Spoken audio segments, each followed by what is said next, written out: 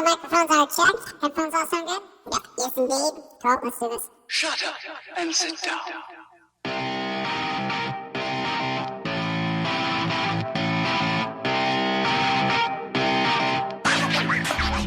To get stuff from me, you have to beat me in a musical battle. But Jake's the musical one, and he's got Boo Brain. I don't care.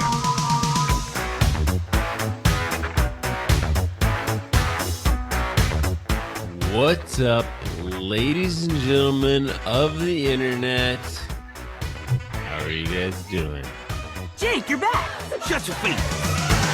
It's something strange. Want to hear something scary?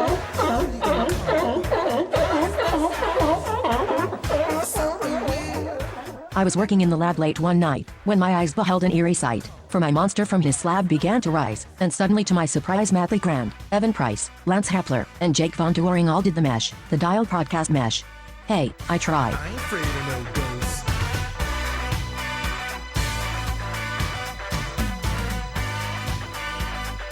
I ain't afraid of no ghosts.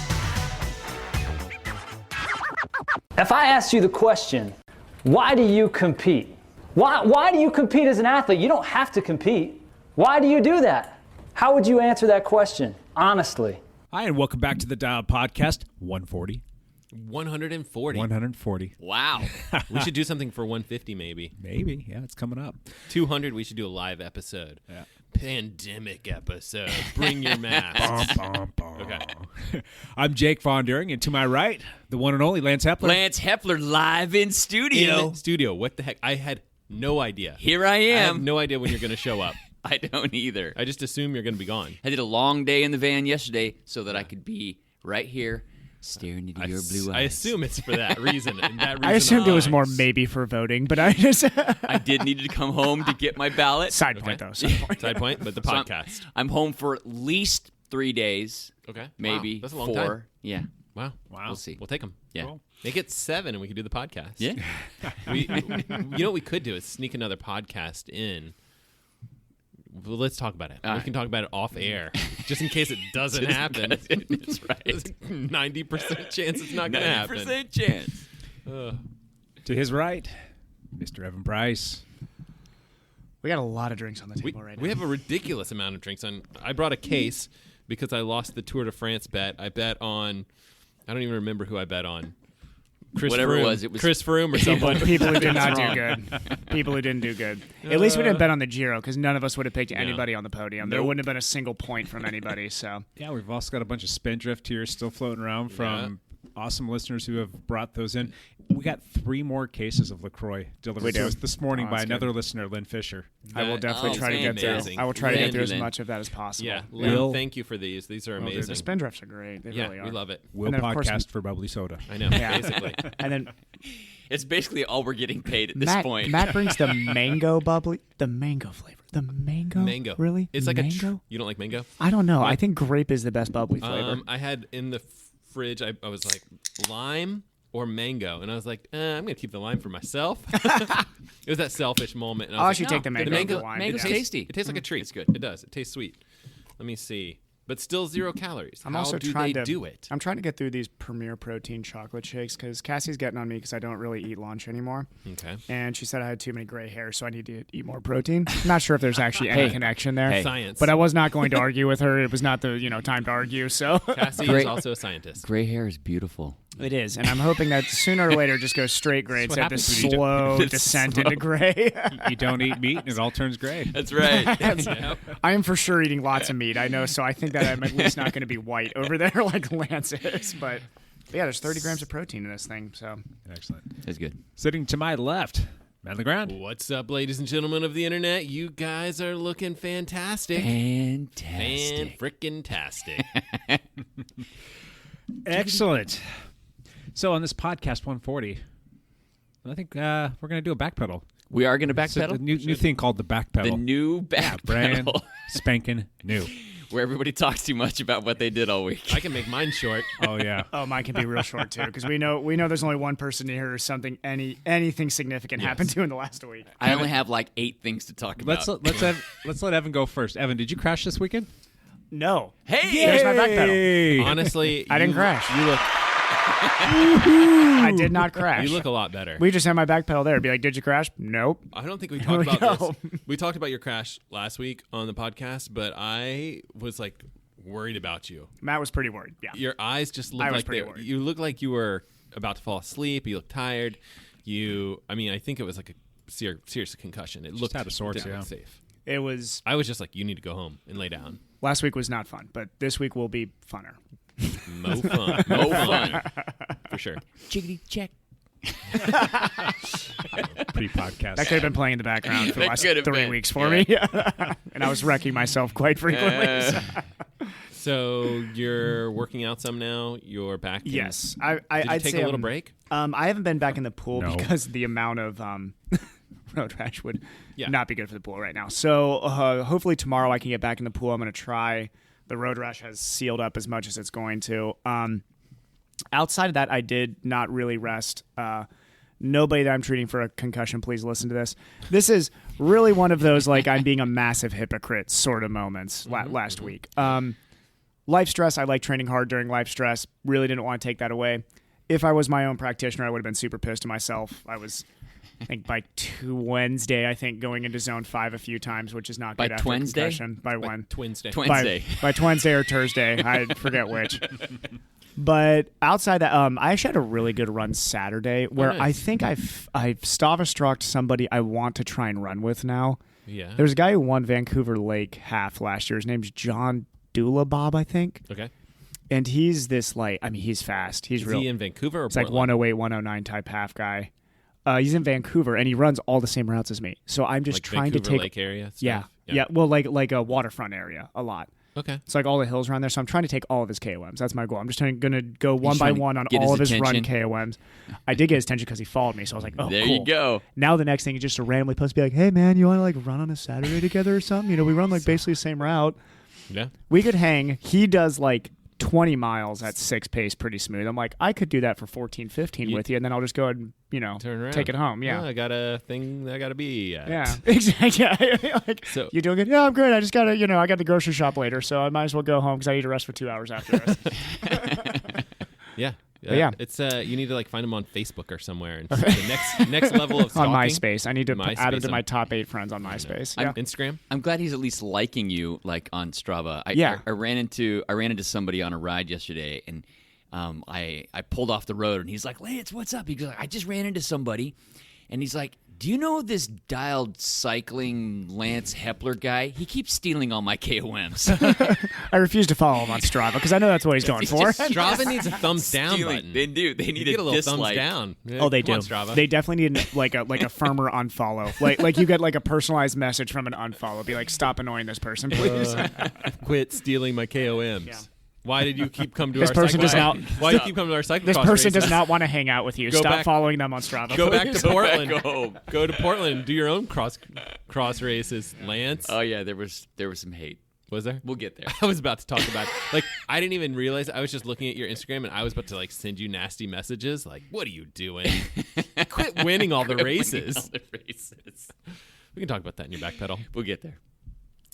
Awesome. Matt. I went swimming at Cascade, and I just tried to keep my eyes out of the water to see if I could find Evan coming, like wandering his way into the building. So you swam head up the whole time? Yep. I swam head up. Like you're practicing sighting. And it was not fast. And when I put my head back down and swam normally, it was also not fast. I was like, I haven't swam in like, I think it was something like 15 days or more that I hadn't swam. And man, I quickly am getting out of shape. But I'm still biking every day. I haven't Still on missed, it? Yeah. Where are we at? I mean, Today, today is 69. 69? Okay. So I'm at 68, so I assume that My favorite number. tonight I will try to Lance Romance. Lance Romance. Every time. Yeah, so tonight I guess I'll try to sneak in an easy hour so that I'm well rested for our dialed group ride tomorrow. Oh, Because Tuesday nights have started back up, and my goal, is like, I know I'm not doing well. I know that when I see Evan on Zwift that I'm getting dropped within the first minute or two. So dial group ride, I was like, here's my goal. 15 minutes, hang with the group, like do whatever you have to do, turn yourself inside out, like just hang with the group Just as long stay. as possible. I made it type of ride. Yeah, I made it that's like good. an hour and 5 minutes. Oh, that's good.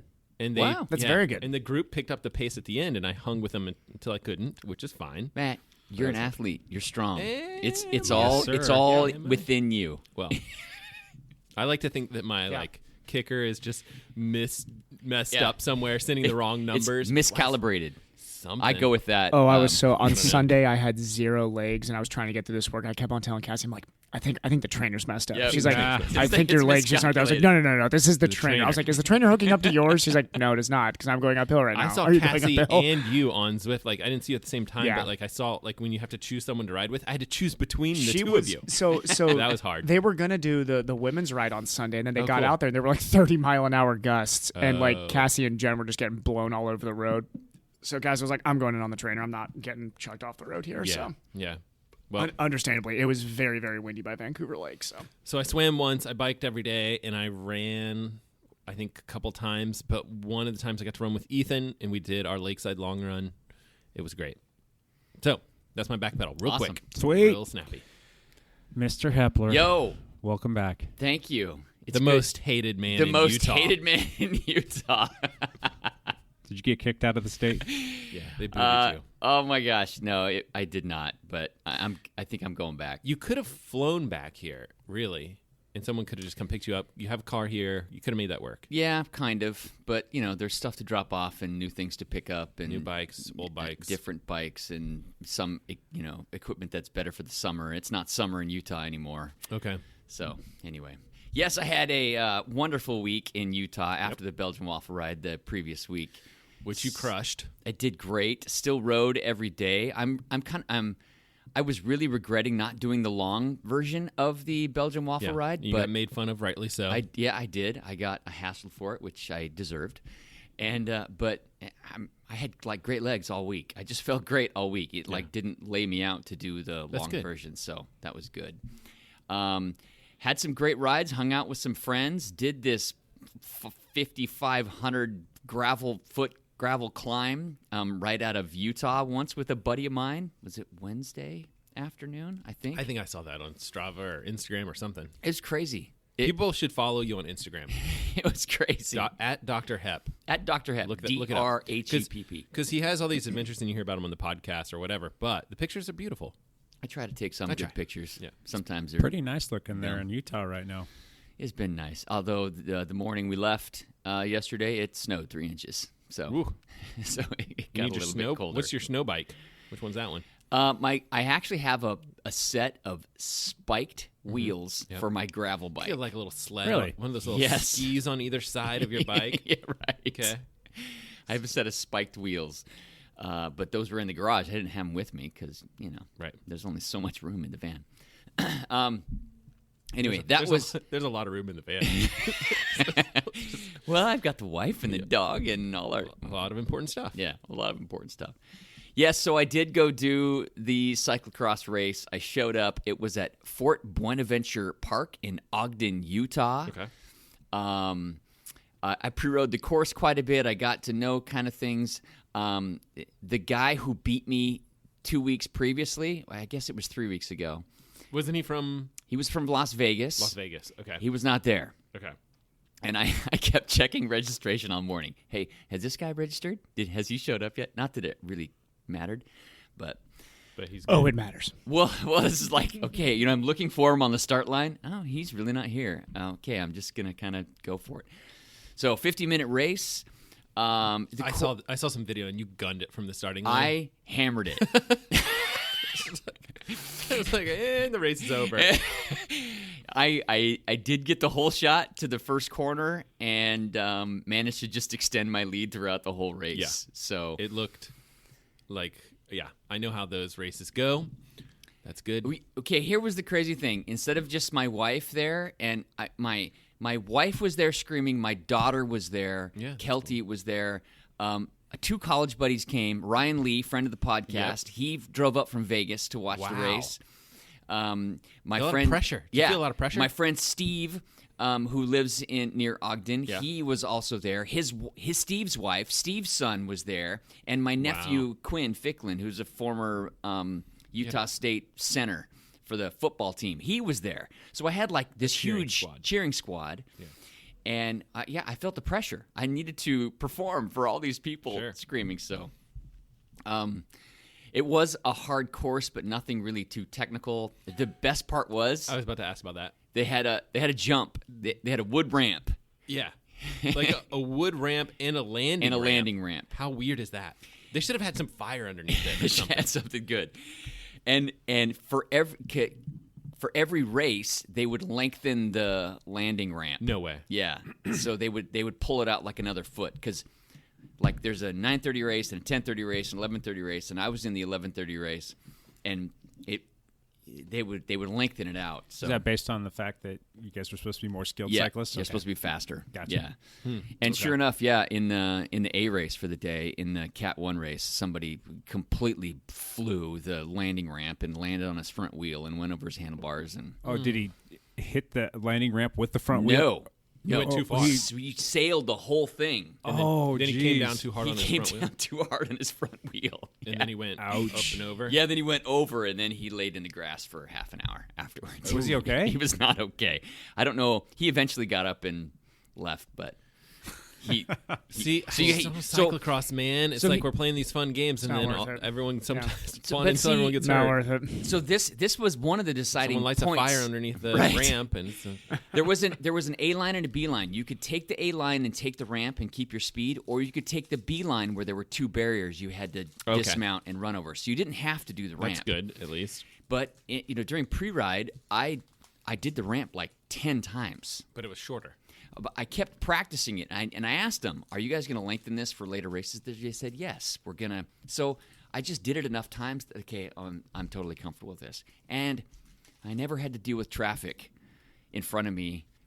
Right, because that makes I a was big difference right there. Yeah, I was out in front. Yeah, if you had to deal with traffic, that could be a nightmare. You don't want to break into the ramp.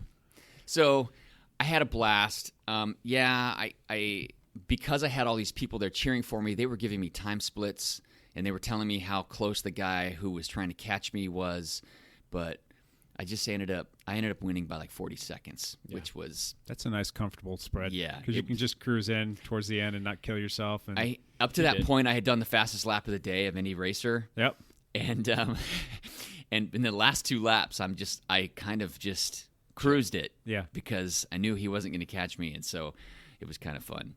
It's almost like you want to bait him a little bit and say, "Come on, you can do this," and then like just hammer him again. The guy who was trying to catch me, he's the guy who won this series last year. Okay. And so before the race took off, they're like, "Oh, we're super glad we've got Scott Allen back in the field. He's our former winner from last year." The announcer was fantastic. The announcer was really great. "This is Lance Hepler. He just came from the Belgian Waffle Ride. I can't believe he's going that hard, blah, blah, blah." And how did he know that? He follows me on Instagram. Seriously? Yep. Wow. Come on, people. Follow Hep. And mid-race, all my friends started going up to him and said, "Hey, he likes to be called Lance Romance."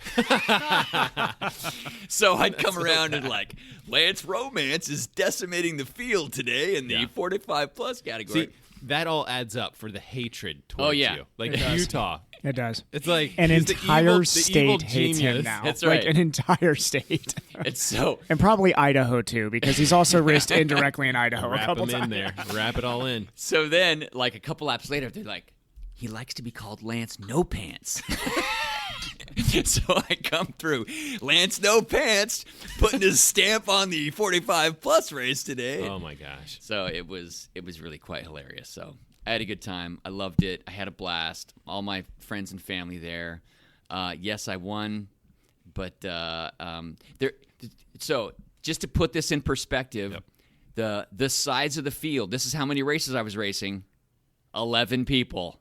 Nailed it. Only 11 people in the race. Oh no, that was it. That's down quite a bit from the last race. It was 18 the week before, but it was literally 30 degrees colder. So so should be interesting. Any problems like COVID related with any of the racing out there? No, not yet, because they're tiny little races. And I saw the audience is wearing masks, so good on them, right? I mean, everybody's wearing masks. You're also in the middle of nowhere out there. Yeah. Do they even have indoors in Utah? Everybody's wearing masks. You're wearing masks. I wore the mask for my warm-up laps. I wore the mask. You wore the mask into the start shoot. Yeah. And then right before the race start, I took it off, put it in my pocket. And immediately socially distance yourself. Yeah, exactly. I was just gonna say that. Okay, I'm not going to be behind anybody at this point. Let's go. Mm-hmm. So he also didn't breathe for the first 30 seconds. So I don't even think the droplets were behind him. He just did not breathe for a good 60 seconds there. Any breathing didn't make it to the muscles. No, the oxygen didn't even get there. Do you get call-ups or anything like that? Yeah. Or, I mean, with 11 people. Yeah, it didn't call-ups didn't really matter. but But yes, they're call-ups based on series points, and now you're in the lead. I'm not in the lead. Okay. But I'll be second or third at call-up, and So you're good. Yeah, so I'm fine. When's the next race? It's this Saturday. Gotcha. It's Halloween, October 31st. What are you wearing? You know what? I've heard nothing about costumes.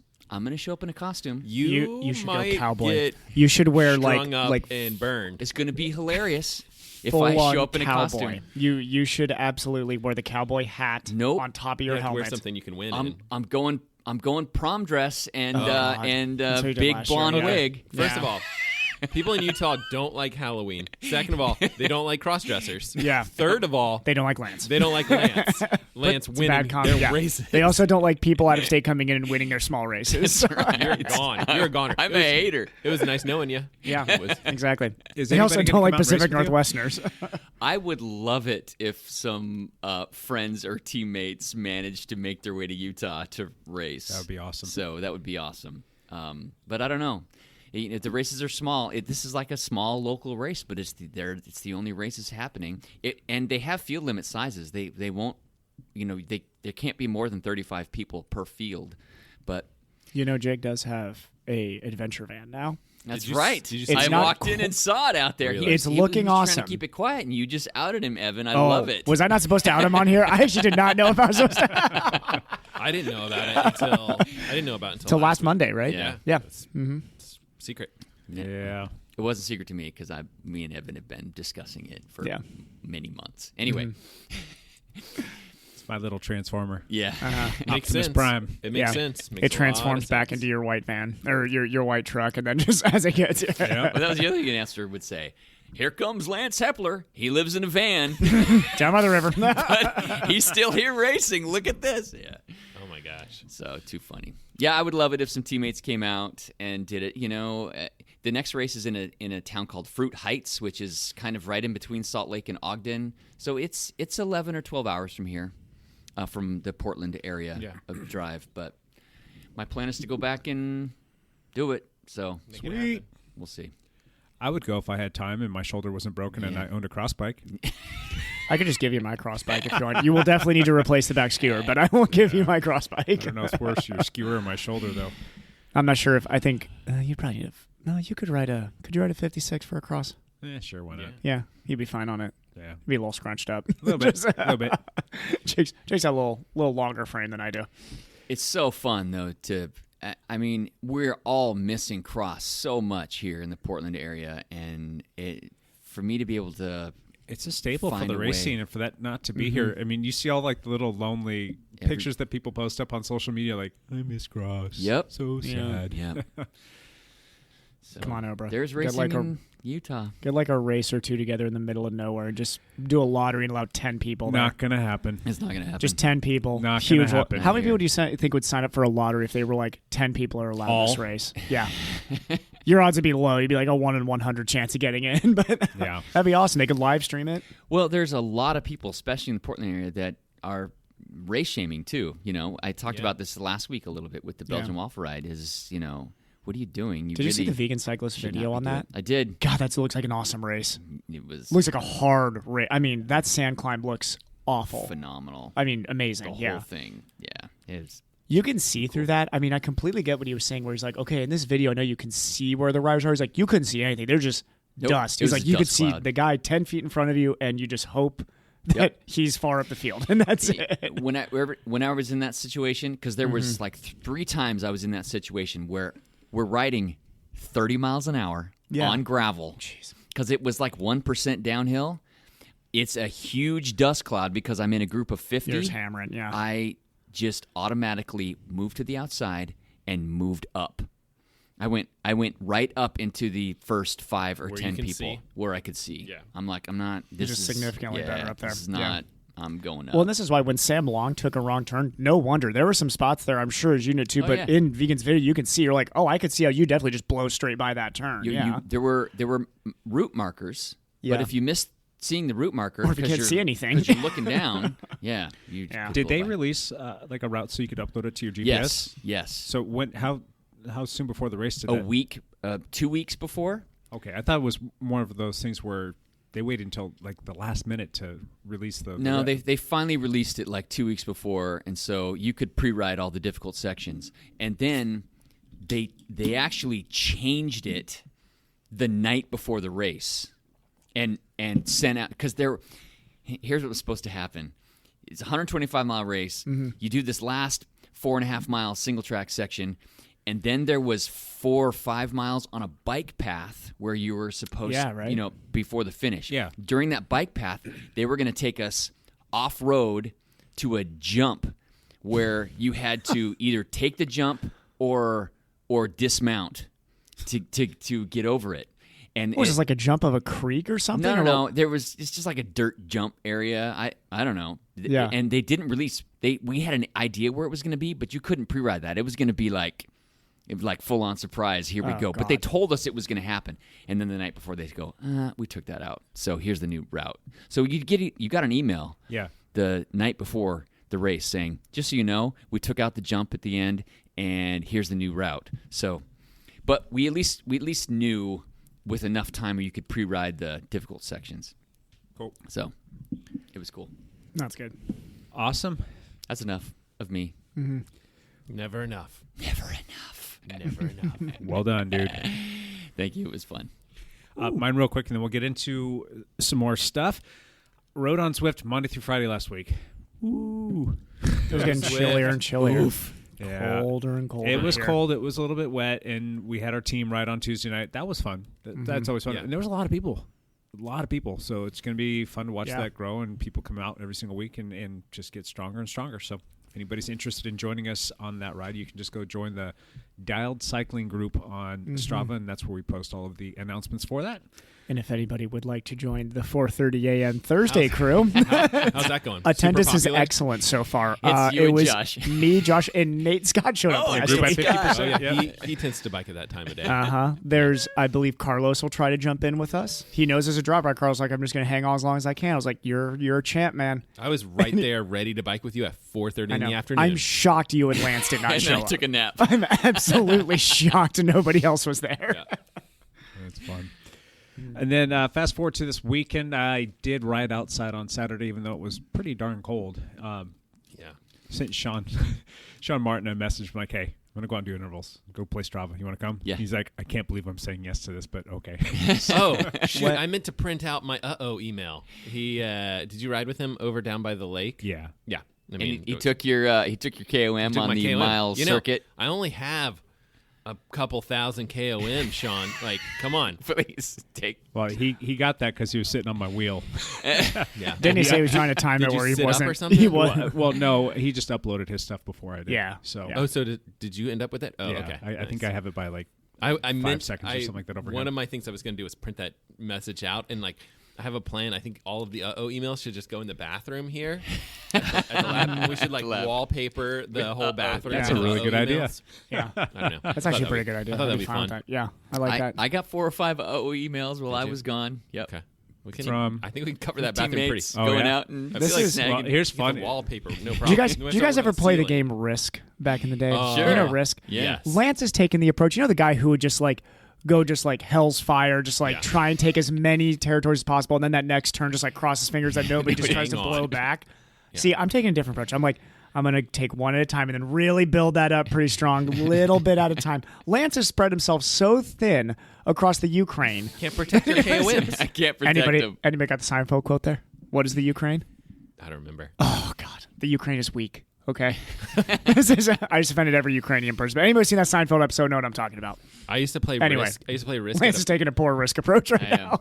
We used to go to a bar, bring the game of Risk, Yes. and we made an addendum to the rule that I don't remember what it was. It was like you could get like an extra couple guys if you chugged a beer. Oh my God, that's and so the thing about that game is it takes forever to play. Can we play Risk? Yeah, we can totally play Risk. Ethan would play with us, wouldn't he? Yeah, he would totally play. Oh my God, me and Cassie are coming over playing Risk.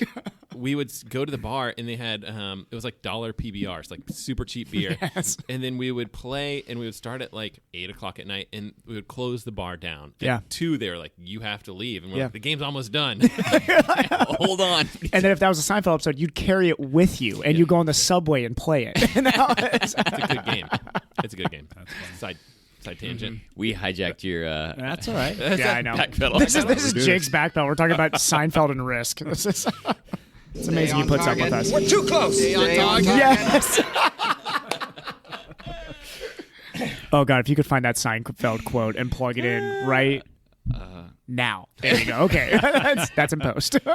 So, Matt, I don't know if you realize this, but you talked about you going out and getting that KOM. And Yeah, there's I talked probably about it. been about 3 or 4 people that have gone and taken a stab at Yep. it since you mentioned that in the podcast. Oh, really? Yeah. I think Nels went out immediately. Yeah. Like as soon as he Nels- listened to it on Wednesday, It's not hilly enough for him. he went out and went after it, and he went did. the wrong way. I don't know. He went the he's wrong getting- way. He started at the wrong spot or something like that. Yeah. He Nels set up- Nels's raw wattage is getting him and Elijah are starting to scare me a little bit with their Alex kind of, too. Alex I think- too. Yeah, yeah. Alex had a Yeah. great So Tuesday just real quick last on the week. Tuesday night ride, I was still kind of reeling a little bit from falling down the stairs last weekend. Yeah. But it's not like I was going to put in a schlep effort. The last lap of us doing that TikTok is it's an all out, like, it's a race. Hot It's a lap, hot yeah. lap. Yeah. And people were starting to drop off a little bit. And Dr. Hamill, what the heck, dude? That I guy know. just had a giant rod put down Iron his Man femur now. like 9 weeks ago or something like Yep. that. And here he is on that ride, staying with us that entire last lap. And he's sitting on the front just like pacing everybody. I'm like, that guy's an alien. I'm telling you, he's an alien. And Yeah. I saw him sit up before we got to the end where the sprint finish was. And that's a good call. Yeah. Because he's probably not supposed to be doing that yet. But my head goes off to that guy. He's superhuman. Yep. But we come down to the very finish, and it was like myself and Alex, and there was one more person. I think it was John Hatfield. And we get to about 100 meters out and just start to go, and there's Alex right there with me, and like he actually Alex has came. got a pop. He came around me. He does. I kind of felt my quad a little bit, kind of like start to tense up, and I'm like, oh, I can't let this kid beat me. I'm like, damn you, quad! But he got me though. I mean, Yeah. I don't want to have an excuse. But the kid put down the power. So A couple Saturdays ago, me and Sean got smoked in a sprint out by Vancouver Lake by all of the young kids. So don't even. I'm not even sad about it anymore. Like these kids are putting out like 15, 16, 17, 18 watts per kilo sprints. I'm like, that's okay. I'm really looking forward to riding with them outside. That's going to be a Yeah. lot of fun. I want to see them continue. This to grow. spring, that group of guys, including Adam in there too, are going to be a fun group of kids to ride with. Yeah. Well, not fun. They're going to be terrible to ride with because they're going to make us hurt really bad. But yeah, there was a couple other people like myself and Sean. We went down there, and Sean sat on my wheel, and he didn't come around. And he like sat up because he knows that his Strava, whatever his Garmin will generally give him a better time than me. So he gracefully sat up because he didn't take any pulls, and that was kind of nice. And then Joe Tupper, that's Joe, yeah. he Oh, took a Joe was stab. out with you guys? No, he was out there riding. He took a stab at that segment. Nice, go Joe. It's a fun little loop. It is. You have to be careful in a couple spots. Yeah, And there are a couple tight I spots feel there. like I could have done it better because there kept being like traffic. And you know what's What funny spot is this?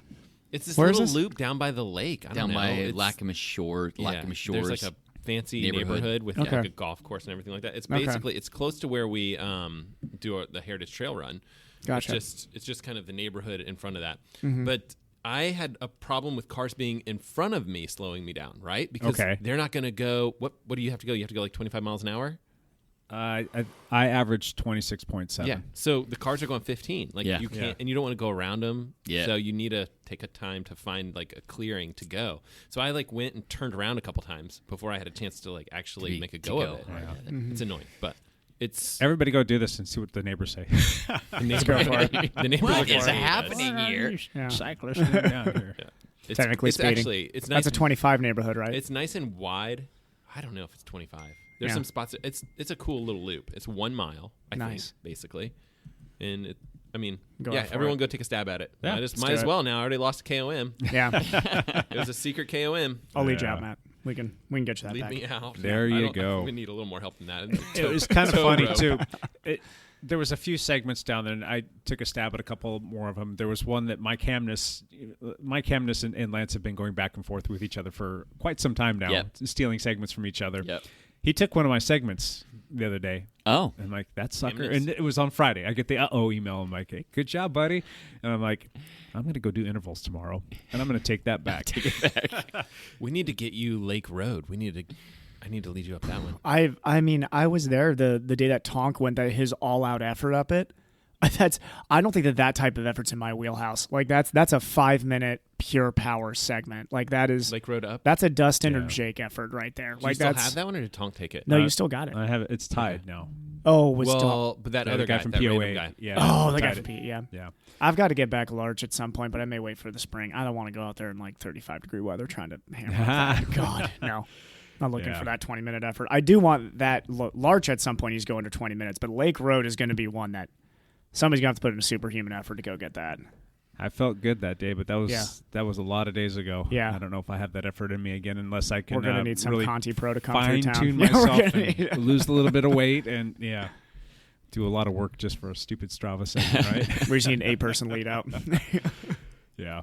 But, that was a fun day. And then yesterday we went out and there was a group of us. It was myself and Ian and Mike Guyvan, a.k.a. Beef Mountains, and Sean Martin. And we did the, the Bull Run, Loudon, and the Women's Forum. It was a big 51 or 2 mile loop. Yeah. Oh, beautiful my gosh, out it was there. Yeah. Spectacular. Mm-hmm. And cold. It was chilly yesterday, so we were all, layered up pretty well. But anyway, had a great ride and just got a nice little fitness bump from that. So I'm going to parlay that into this week. Another team ride tomorrow night. We're doing another thing this Wednesday. So the day that this comes out, we'll be doing a gravel ride at night under the lights. Oh, nice. Lance will be around. You'll be in town. Here, I'm on Maybe. it. There you go. Yeah, we've already got You busy, Lance? Small contingent of people. No, not busy. Yeah, 6 o'clock at night we'll be meeting at the west end of the Heritage Trail, and we'll go do the little Washougal Dike ride that we normally do, and that should be fun with people. So at night with lights. That is my back pedal. I like it. Jake, out. There we go. Jake out. All right, how about some Champ Bailey. lead-out news? Did Champ Bailey stay in Utah, or did he come home? There's no champ anymore. There's no champ. Oh, no, wait. Champ Bailey is right here. Bailey. There has been much racing that's happened. The schedule has been quite condensed. It's almost too much racing. It's like too much, and I haven't seen any of it. Just so you guys know. Also, the CrossFit Games had a bike event this last weekend. Really, CrossFit Games. Anybody who wants some good entertainment, flip on. I think it was like stage 9. I think of the CrossFit. 230-pound guys jump on a mountain bike. Cruiser mountain bikes. I love that. That is fantastic. It was great. Either way, yeah. If you're looking for some entertainment outside of cycling, the CrossFit Games did happen this last weekend. So the Giro d'Italia finished up. Mm-hmm. It was won by a Team Ineos rider. Yeah. So Sky. This kid's awesome, though. He really, really is. Tao Guggenhardt. Yep. I butchered that probably. I think every announcer did trying to say his name, so don't worry. Yeah. So fantastic. I think he's like 25. He's been coming up through the ranks as a youth, and this is really great to see very him. strong rider. Pull it strong. off. So, but the incredible part of that race was they had to adjust the Queen stage. They basically just went up the Siestra 3 times. I think is how that stage went. And then they had a time trial the day after. Okay, so I missed all this, but they had to adjust the route, basically. Wasn't there a rider protest, or was that the... Yeah, that was on stage 19, I believe. Because it was super long. It was a moving stage day. That was like 260 kilometers. The Giro this year was absurdly long. Yeah, just way long. An insanely hard Grand Tour. They have a big, long travel transfer to get to the start, and then they had this monster and stage it was pouring after rain that. And freezing. And the riders... Here's, I get some of the older pro cyclists, the couch warriors, your Cat 4 riders out there saying, man, those guys need to do that. I go to work every day. It's like, shut up. Like, you're like, okay, cool. You go to work. Has your work day ever included 260 kilometers at 260 watts NP in the pouring rain? No, your job has never done that. But I understand from some of the old pros when they're because if you look at some of the 50s and 60s, I mean, the Grand Tours they were doing were insane. They're doing them on steel bikes. So if you're one of those guys, okay, you can say to this group, hey, do your job. Right. But, I mean, we're talking about these guys' race schedule has been so condensed. And these guys are shelled. I mean, there were guys who raced the Tour who were in the Giro, and you're telling them on a moving day they're going 260 kilometers in the pouring cold rain. And this Giro was already insanely hard up to this point. So they protested and they shortened the stage for they cut it them. in half, I think. They cut it in half because it was just too much. Too much. And I mean, interesting. The Vuelta is going on simultaneously, so even from a fan base point, the Giro had a PR crisis this year, in my opinion. Really, I mean... Well, it's just bad timing for all of these races. And it was a good thing that they had a really exciting finish to it, because I'll tell you what, Wilco Kelderman's great. If Wilco Kelderman ended up winning the Giro, that would have been like... just what is who happening? cares? Who cares? I mean, that's bad. Wilco's not even the strongest rider on his own team. Right? Like, not even close to the strongest rider on his team. I don't even think... This is going to sound bad. I'm not trying to trash Wilco Kelderman. I'm not even sure if I'm someone I would take Wilco to the Tour. If I'm looking at that whole team, Wilco doesn't make your Tour team. But the really cool thing was to see Ineos come together and produce a super young superstar. This Tao kid's going to be a superstar. And Rohan Dennis on that Queen Stage day drug him. So there was like a final group of 3. There was Jai Hindley, I think, the Sunweb rider. Yeah. Tao, and then Rohan Dennis broke away from everybody. Just the class of the Giro right there. So Tao has a teammate in the breakaway, and who Rohan kept on pulling back Hindley every single time he would attack. That. Rohan would just get on the front and just reel him back in. Yeah. It was like Bradley Wiggins style, just like sit at 450 watts like your life depends on it, and just back and forth. Rohan stuck with them until like the very final attack came. And Rohan is, I mean, Rohan's a lean guy, but like not up this CS 3 times. Time trialist, yeah. Yeah. I mean, like, I think 2020 has not shown how strong Rohan Dennis is. Now, Filippo Ganna is still the disputed TT champ of the world. Yeah. But in Tokyo, when they do that time trial, it is going to be him and Rohan, and it's going to be insane numbers. Be awesome. I mean, that race is going to be insane between those two. And it is, I'm calling it right now, it's between those two. There's nobody, I mean, there's a few other time trial specials we can talk about. It is Rohan versus Filippo. The end. I love that. So that's what happened in the Giro d'Italia. The Vuelta España has started. As of this morning, this is Monday morning. They were through today. Stage 6 was today. Rest day is tomorrow. Gotcha, Tuesday gotcha. will be the rest day. Gotcha. I watched part of it because it was actually, I'm home and it was actually on TV. It's been exciting so far. It was far. on the Olympic. I haven't seen a whole lot of it, but it was pouring rain today. It looked frigging miserable. Poor Primoz. Primoz had a rough day. He was in the lead and had a really rough day. Yeah, a hard time putting on his jacket. He was just having problems all over the place. Yeah. He looked cold. Lost a lot of seconds on that he stage lost yesterday. more than a minute, I think. Yeah. Yep, and Carapaz was in the lead, but I didn't see. We're recording before it actually finished, so I don't know what actually happened today. On Monday. Yeah, I don't know what happened. Actually, no, I think that rainy stage was today where Primo lost time. That was today, wasn't it? There's a lot of stuff going on right now in Italy and Spain with COVID. And Yeah. they're really starting to ratchet things down. They're closing borders. There's some countries that are not letting people in. I mean, cases are Paris-Roubaix spiking. already didn't happen because of northern France. Yep. Yeah. They actually in the Vuelta they had to move or cancel a stage because it was going to go through France, and France said no. Yep. We're not going through there. So yeah, there's a lot of. Do you think they'll finish the race? I think they will, because we said the same thing about the Giro. I thought for sure the Giro was not going to happen. I think they're just going to adjust and move the route to areas that are capable of racing in. Yeah. I hope it happens because the Vuelta looks like it's going to be exciting right now. I think a lot of your guys who had an okay race at the Tour but wanted a little bit more are really hitting the Vuelta hard right now. Yeah. Of note, Chris Froome, we were all hoping we had big hopes for because he was kind of gauging this. Yeah. He's not there. But he did have. There was so I was listening to Bradley Wiggins talk about Froome. Not there. No. He had on stage 4 or 5, he was at the front and he was pulling for one of the key climbs and people dropping out the back. And Wiggins made a good point. He said this guy right here could have mailed in the rest of this Vuelta and said, I am embarrassed. This sucks. But he went to work. He could have been Fabio Aru. He could have been. Chris Froome is a true champion. That guy sat on the front. He knows the fitness isn't there, and he shelled himself for his team. Shelled himself. Yeah. Like first day, he lost 10 minutes and was out. Second day, bad day too. Second day, lost 18 minutes. Yeah. And so after that, he's like, okay, I'm working for teammates. Yeah. And that's and pretty cool. I mean, that crash was something. I mean, I think we're seeing the severity of what that crash did to him right now, and he's not too young. much to come back from. He's not young anymore. So if he can, I'm going to be. I've never been somebody to cheer for Chris Froome because I thought he was a robot. But I mean, honestly, if Chris Froome at Israel Startup next year, I so hope he gets some results next year. That'd be awesome to see Chris Froome at the front of the peloton again. Avoid that contract and go over to UAE. Yeah, exactly. Shouldn't just go and help Pogača. Yeah. Yeah. So, moving Woods. on to our next thing to talk about, there were some questions about Pogača's cleanliness. Cheater! So there were some stories that came out. Are those stories that came from our podcast? They are not. From the Down Podcast report, yeah. This was a story that came out in Bicycling Magazine, I believe, where they looked very... A real news organization. Yeah, right. Not like us.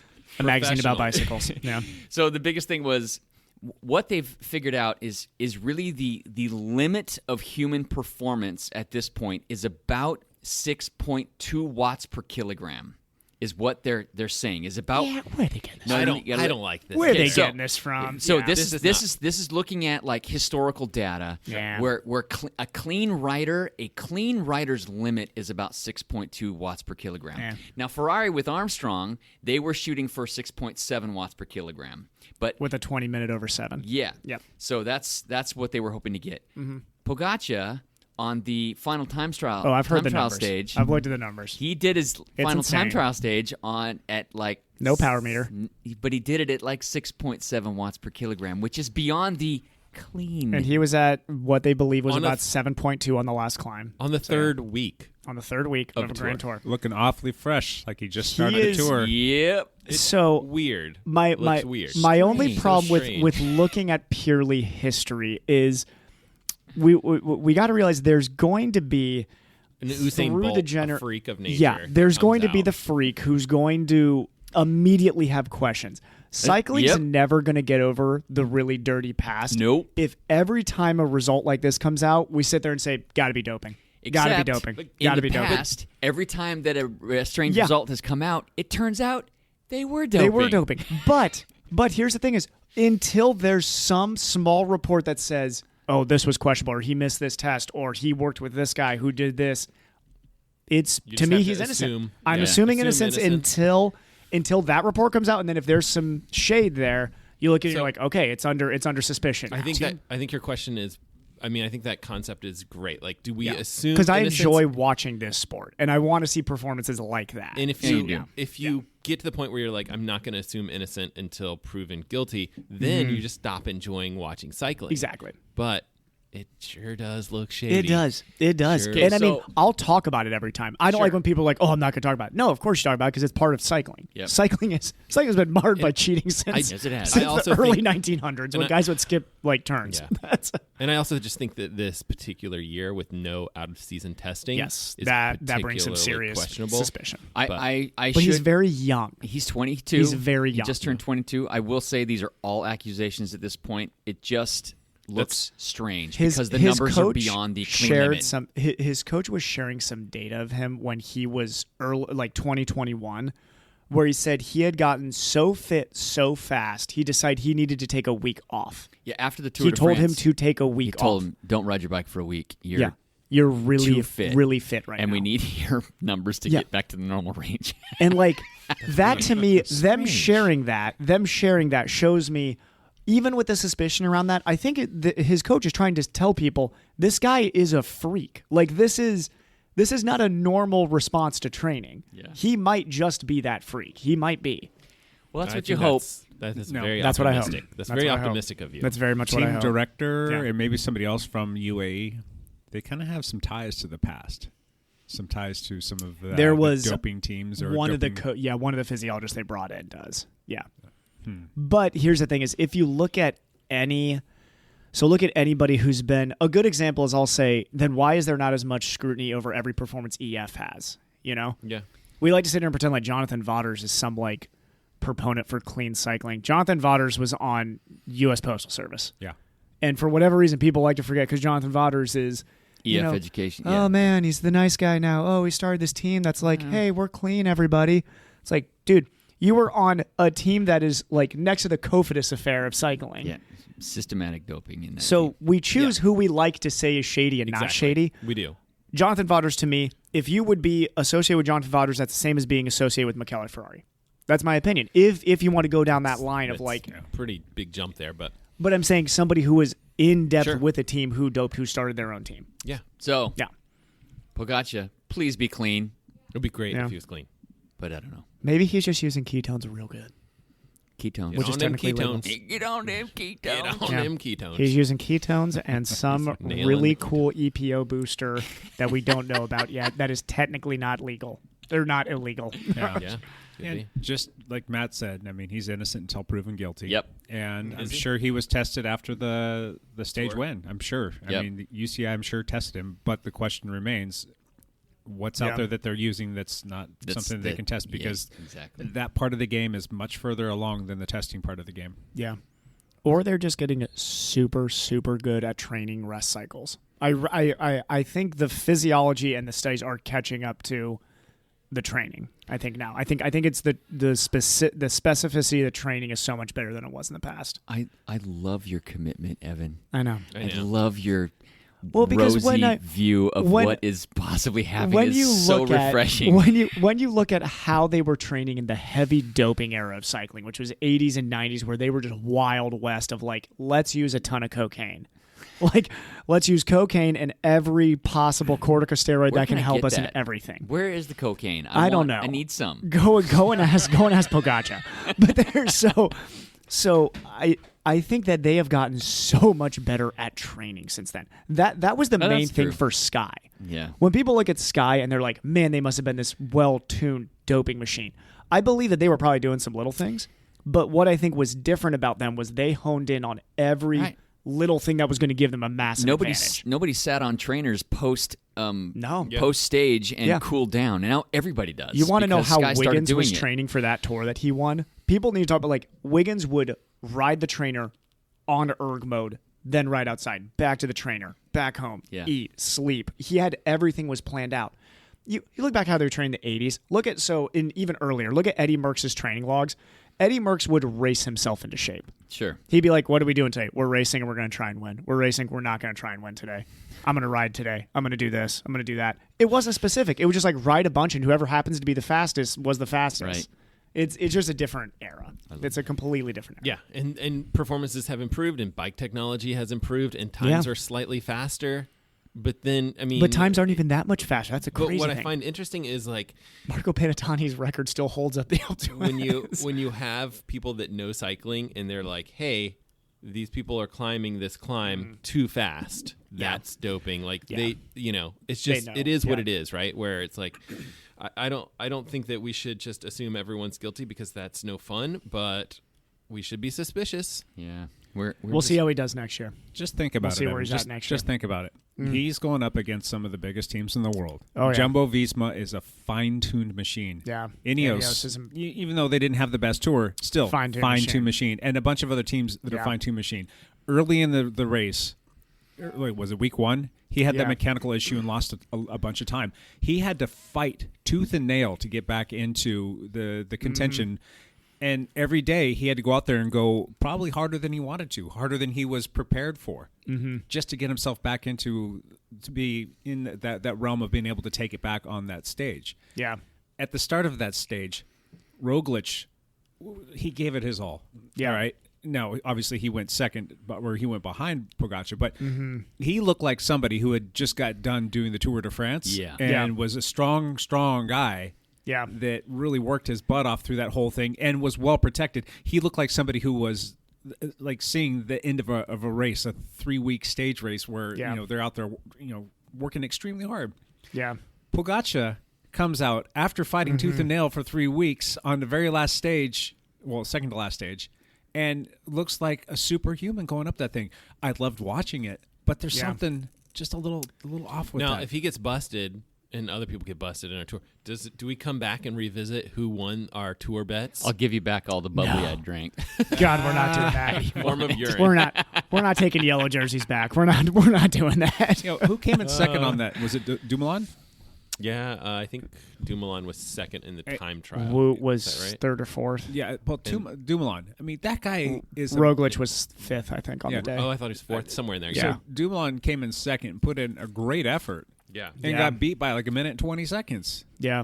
It was a lot of time. My God. It was a lot of time. Strange. It was strange. It was strange. I until proven guilty, I'm going to say he is just a generational freak. I'm going to say we haven't seen enough of him to know yet if this is strange for him. Right. Now, if the next 3 years there's not a single result from this guy, then we look at it and be like, oh, he was for sure on a doping program that year. Man, there's no way. They know what they're like, there's no catching. way. It's either that or he hit the greatest peak athleticism has ever seen. Like he just training and rest came together in this perfect storm. What do you think about like Usain Bolt, right? Where he's just so he's just dominant. another world. Yeah. I mean, he doesn't know, look like the other sprinters. I know enough about what I've seen from a few in the sprinting world who have talked about when Jamaica was dominating sprinting, which they still are. Yes. There's a lot of question marks. They don't test very effectively. There's more than and multiple people from his own team. It's like looking at records from Kenya and Ethiopia in distance running. You know that there's some marred history there. Right. I even look at right now, coming out of COVID, how dominant Uganda looks right now.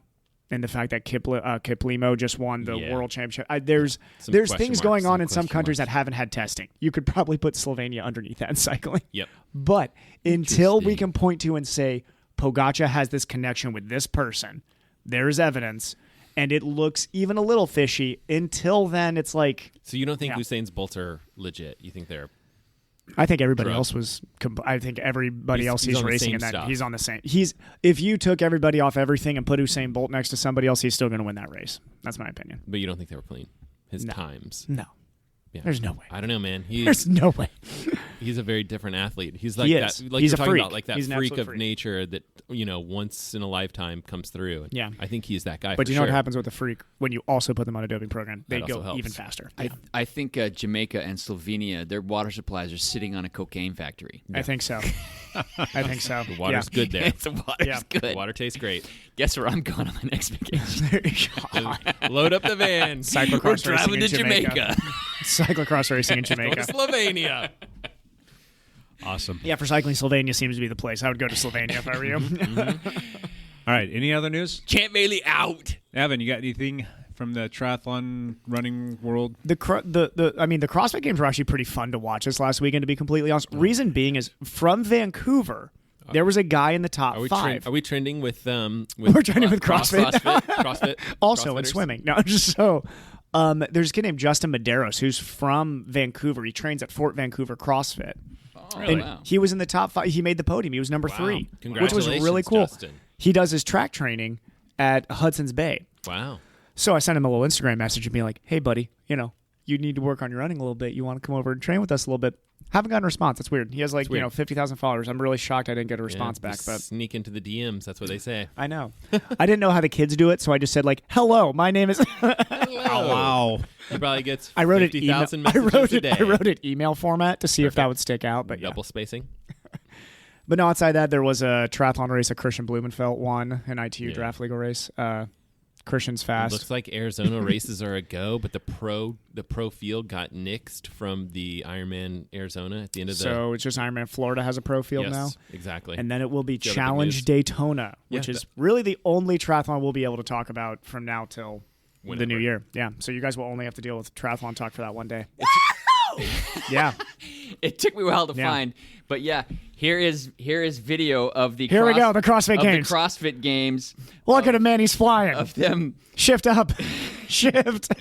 They're riding mountain bikes across a straight grass field. Yep. And then they go to legless rope climb, which is yoked. Oh my god. That's CrossFitters, man. That's Tia Clara Toomey, who won by an unreal margin. Like she's the best.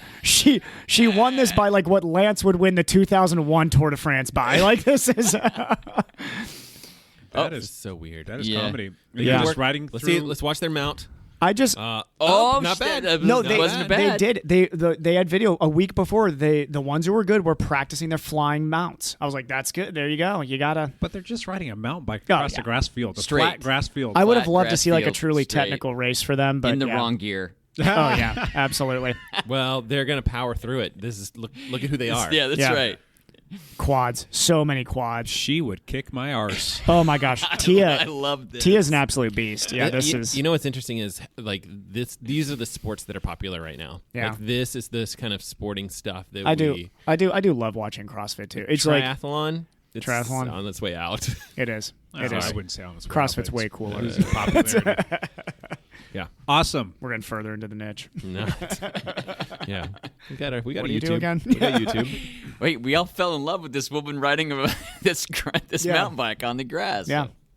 I've been watching the CrossFit games for like years. I love it. I don't really keep track of it throughout the year, but when the games come around, yeah. Okay. Cool. How about a Patreon update? There's nothing to update. Thank you, Patreon. All the same Patreon. Patreons are still there. We still love every single one of you. But next week we're going to do a draw ring. Draw ring. Draw ring. What are we gonna give away? I don't know. Socks? What do you think we should give away? We got socks. We got lots of socks. We got holiday socks too, which is kind of cool. Do we have mine. hats? Don't we need to give away a hat? We do. We still do have a hat from Sierra Nevada. Oh, that's nice. Yeah, we Maybe give we'll away a have a Sierra little combo deal or Nevada something hat. like that. But yeah, we'll do another Patreon giveaway next week. If you are interested in becoming a Patreon, you can go to dialpodcast.com. The Patreon link is right there on that homepage. You can click through and choose a Patreon that works for you. And if you do it between now and next Monday, you can get entered into the drawing. Mm-hmm. That would be fun. And thank you to everybody who has been a Patreon for a while now. We really greatly appreciate that. Mm-hmm. Moving on. Topic for today. Guys, why do you race? Why do we race? Why? I don't know. This isn't fair because Lance is the only one racing right now. Look at this. Oh my God, he's putting on his. Look, he's putting on he his. can't even wear. He's not allowed to wear that because it says UT. This is XC. why we race right here, right? gonna It's need for, medal. it's for While you're finishing doing this. medals. Oh, DNA sponsored that. Yeah, and they had a DNA DNA. Oh. They had the DNA ramp when you Yes. did your ramp. Oh, it was Yeah. the. That's It really was pretty cool. I The missed ramp that. is all branded DNA. DNA is Oh, that's based in cool. Utah. Yeah. Oh, I didn't know that. Yeah. Nice. So Hey, yeah, Is they her name sponsor all this stuff. Sandy? I don't know. I'll tell you what though. Probably. I rode with that DNA thermal this last weekend. That's it good? that's a good. Nice That was piece, huh? warm. That was very warm. Yes. UTCX. UTCX Utah Cross. I'm wearing my big The gold. giant gaudy Yeah. first place finisher medal. Did you feel nice on that podium? Did you feel nice up there? You know, people ask me, you know, How does a podium feel? No, they ask me, does it hurt to race that much? And I say, when you step on the podium, all the pain goes away. Oh my gosh. They said that.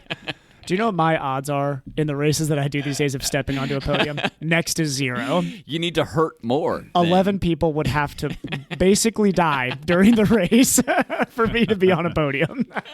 I think you'd actually do pretty well. Just don't crash. I know, yeah. Oh, cross. I haven't tried the cross world. I Seriously, see to be 45. let's go back to this. Let's go back to like the psychology behind why we race, why we individually, why we choose to race. Is it something we're going to do for the rest of our lives? I just want to like break down like what it is that we do and why we do it, why we continue to do it, and why more people should come in and do it with us. So maybe Sure. Matt, you want to get us started? Yeah. Why do you race? started racing a long time ago when I was just a wee lad. How old were you when you did your first running race? Well, I mean, 7th grade, so Okay. not that young. I mean, Yeah. well, there's probably Decently young for middle of nowhere. but there was these. What's really interesting, I think, is we had these little 1 mile fun runs when you're little kids, and the kids, like I remember, I think I got like whatever top 3 in some of those little races. So I was good, but not the best or whatever. But what's interesting is the people that would win those little spring classic 1 mile races are the same people that you would see winning like state championships like a couple years later when they're in high school. Yeah. And when I started running, I wasn't that good. Like 7th, 8th grade, 9th grade, then all of a sudden sophomore year I was good.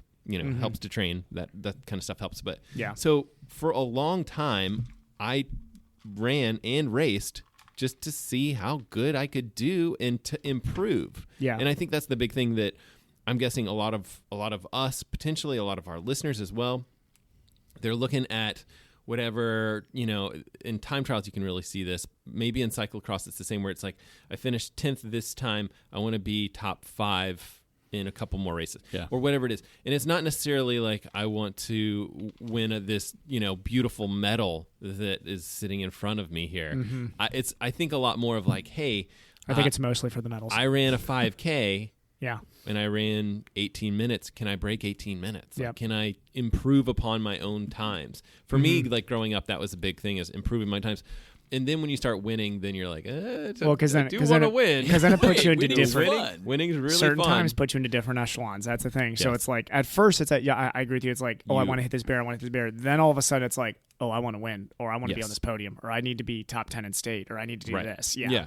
So there's individual pieces. There's times. For running, it was very time oriented. Yeah. So you are looking for faster courses. Track's a and stuff like very, that. very timing, more than It any is. other sport maybe Yeah. outside of swimming. It's probably Yeah. a very, very honestly, time-based sport. like even in college, like you would look around with your friends that you're sitting around just like having beers with or whatever, and be like, I know his 10K, 5K Yeah. mile PRs. I know all of your times. Yeah. I know this person's Yeah. really Oh, yeah. good Right. at a half marathon, whatever it's And like. we- and I and would we know their know times that- to the second. Yeah, and we And know just- that is a direct relation to your worth as a human being. Yes. So yeah, It was. It was like only when it's- you're with friends. It's just Evan. Yeah. Don't worry exactly. about him. It's always if He's like a if you're- 28-minute 10K runner. Don't worry about him. If you're having a conversation with a friend, you're like, "Oh yeah, what was your 10K PR?" Okay, shh. Okay. Yeah, no. Okay, Just I'll sit go there and and talk look about good. this. Yeah, no. You just sit there and look good, buddy. Your opinion now matters that much less. It's pretty harsh. It's actually, on the stupid side of things. How, Oh, it is. How It's funny. Yeah. weird it is that, like, I'm guarantee you that all the 10-man elite groups know each other's Oh, PRs. down to a T. And it's like, They would know what they do for a 10x400 workout. Yeah. Like they could look at everybody at the table and be like, "You'd be this, you'd be and this." you would Yeah. line up to do your workout basically in that order. Yeah. Because that's your pecking order. It's almost like a classism thing. It It really is. is. It's bad. like So it's good in that people will look for, there's real motivation to self-improve, but also bad in that, people are biased upon People what are your brutal. PRs are, which is silly. Yeah. So it's a brutal world.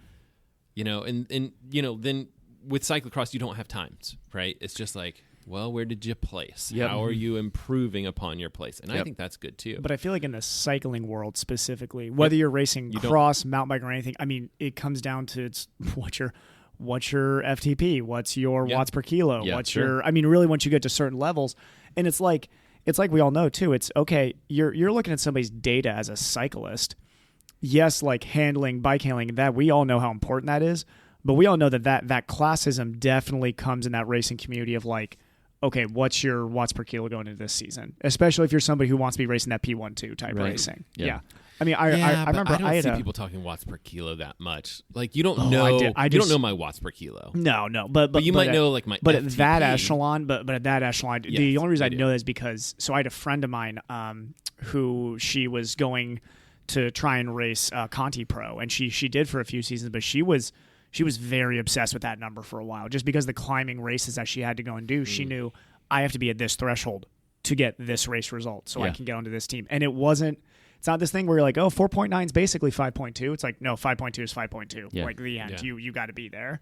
And you even talk, with the Tour de France riders, they have a threshold of like, you need to be at this number, Right. or it's going to be a long Grand Tour for you. But that's a completely different philosophy or motivation than racing. than just racing. Yeah. It's like, okay, I know if I'm going to go to nationals and compete, I Mm-hmm. need to be at 5.4 watts per kilogram Here's- if I here's want to the be in the ticket to get top in. 5. Yeah, here's if the I want to ticket. be in the top 5, I need to be over 5 watts per kilogram. Yeah. But if I But just then want to go once you're in line that up, stadium, so that's was always yeah, what we then talked it's bike about. handling and race decision Exactly, and and then it's strategy racing. and Yeah. and it's not all fitness. Which is the nice part, because if you're able to gain that fitness, if you can look at your training and say, okay, I have this fitness, then it's the fun part. Then it's, okay, it's time to race. Like, Yeah. I need to make sure that I'm ready to race now. right. I even think in the triathlon world, same thing. I think triathlon's different than cyclocross has so much bike handling, skills, race for decisions, sure. so many more skills involved in it. But I you even have- think in triathlon there but is. transitions are different Yeah. skill. Yeah. And Finding the right pack during the swim, yeah, riding your time trial bike in an aero position That's all effectively. strategy. it's different. Yeah, Yeah. Yeah. absolutely. So, Just Evan, different. what makes you want to really understand all of this and to work on all of this and do all this stuff just so you can go out there and say, I'm Yeah. faster than another human being? Maybe it's not that I'm faster than another human being, though.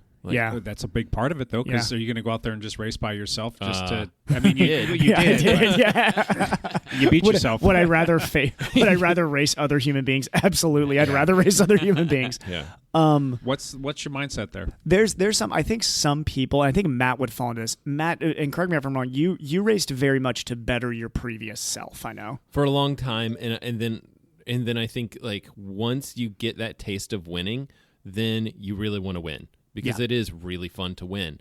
And then once you're close to that 30-minute 10K, you want to be you want to be under. But I also think that you have to kind of step back at some point and be like, I didn't start running to win races. Like I enjoy getting faster. Yeah. And so think that as long as you can always come back to that and that's your underlying true motivation.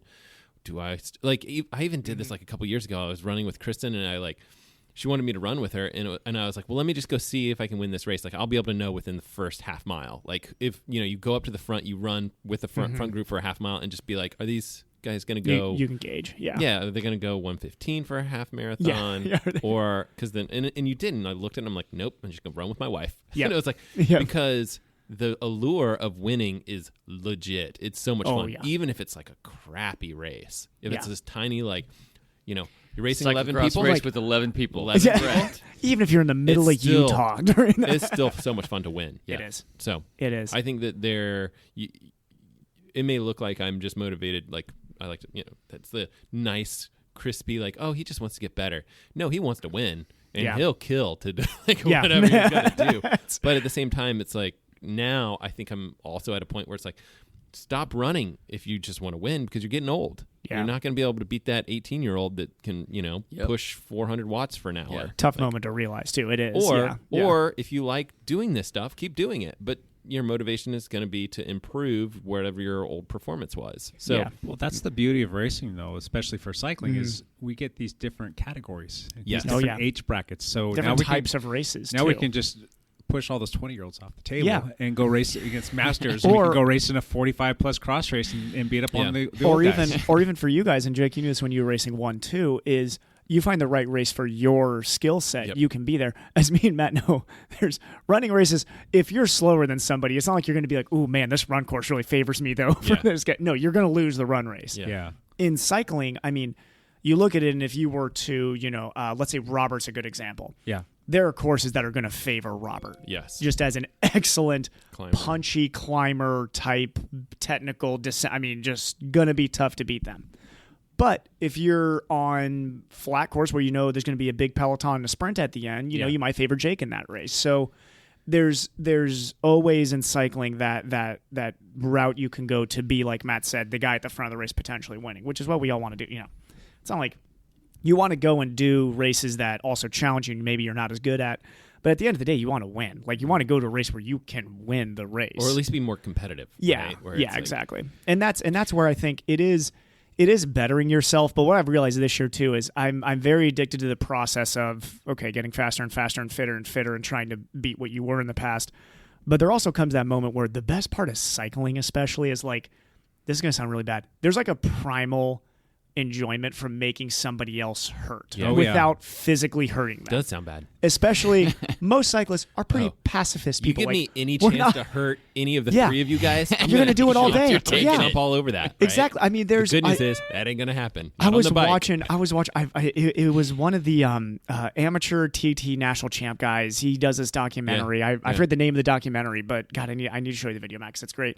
But he was talking about what was the coolest part of time trialing for him. And he said he loved training as a time trialist because he knew on group rides with friends, he could click up a gear and make everybody around him suffer more. Yeah. And it was this like really masochist thing to say, but you're like, oh no, that makes you enjoy that. Totally relate to it, right? If you're on a group ride, you soar past everybody, you look back and Lance is dying back there. There's this moment where you're like, that feels pretty good. Like, like, screw you, Lance. This is like that whole process has a name. It's called lancing. Yes, exactly.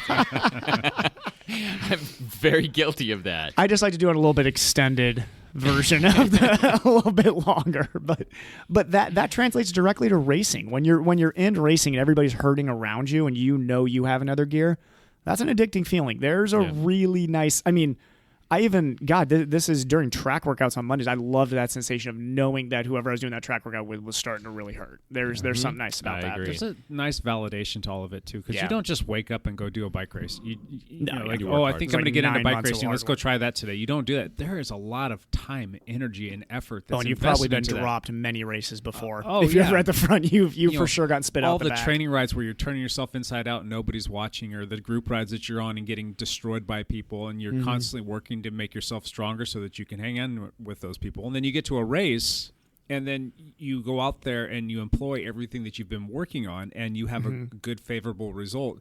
There's a lot of validation to that, not just because you beat other people, but because I put in the time, energy, and effort, and this is how I finished. Oh, yeah. And there's room for improvement still. I mean, even the best pros in the world, there's room for improvement there. Minus unless you're Pogacar, and then you can't get any better. You're as good as human beings can be. So. Yeah. You're already past human beings. But there is something that's like, God, there's no better. And any of all four of us here have raced, and many of you who have road raced can listen to this too, is there's nothing better than your legs are feeling good, you blow past the peloton, you know you're going to be in a break and nobody's following you, and you peek back and you know that you're going to get a gap. That's race. That sense of racing, you really only get in bike racing, I'll say. Really only bike racing has that. Yeah.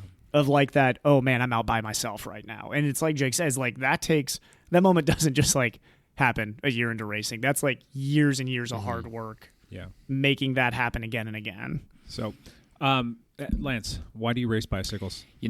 I am extremely competitive person, and I have been since I was 10 years old, and that is just built into my DNA. And that's not everybody. Not everybody's like that. No, it's not.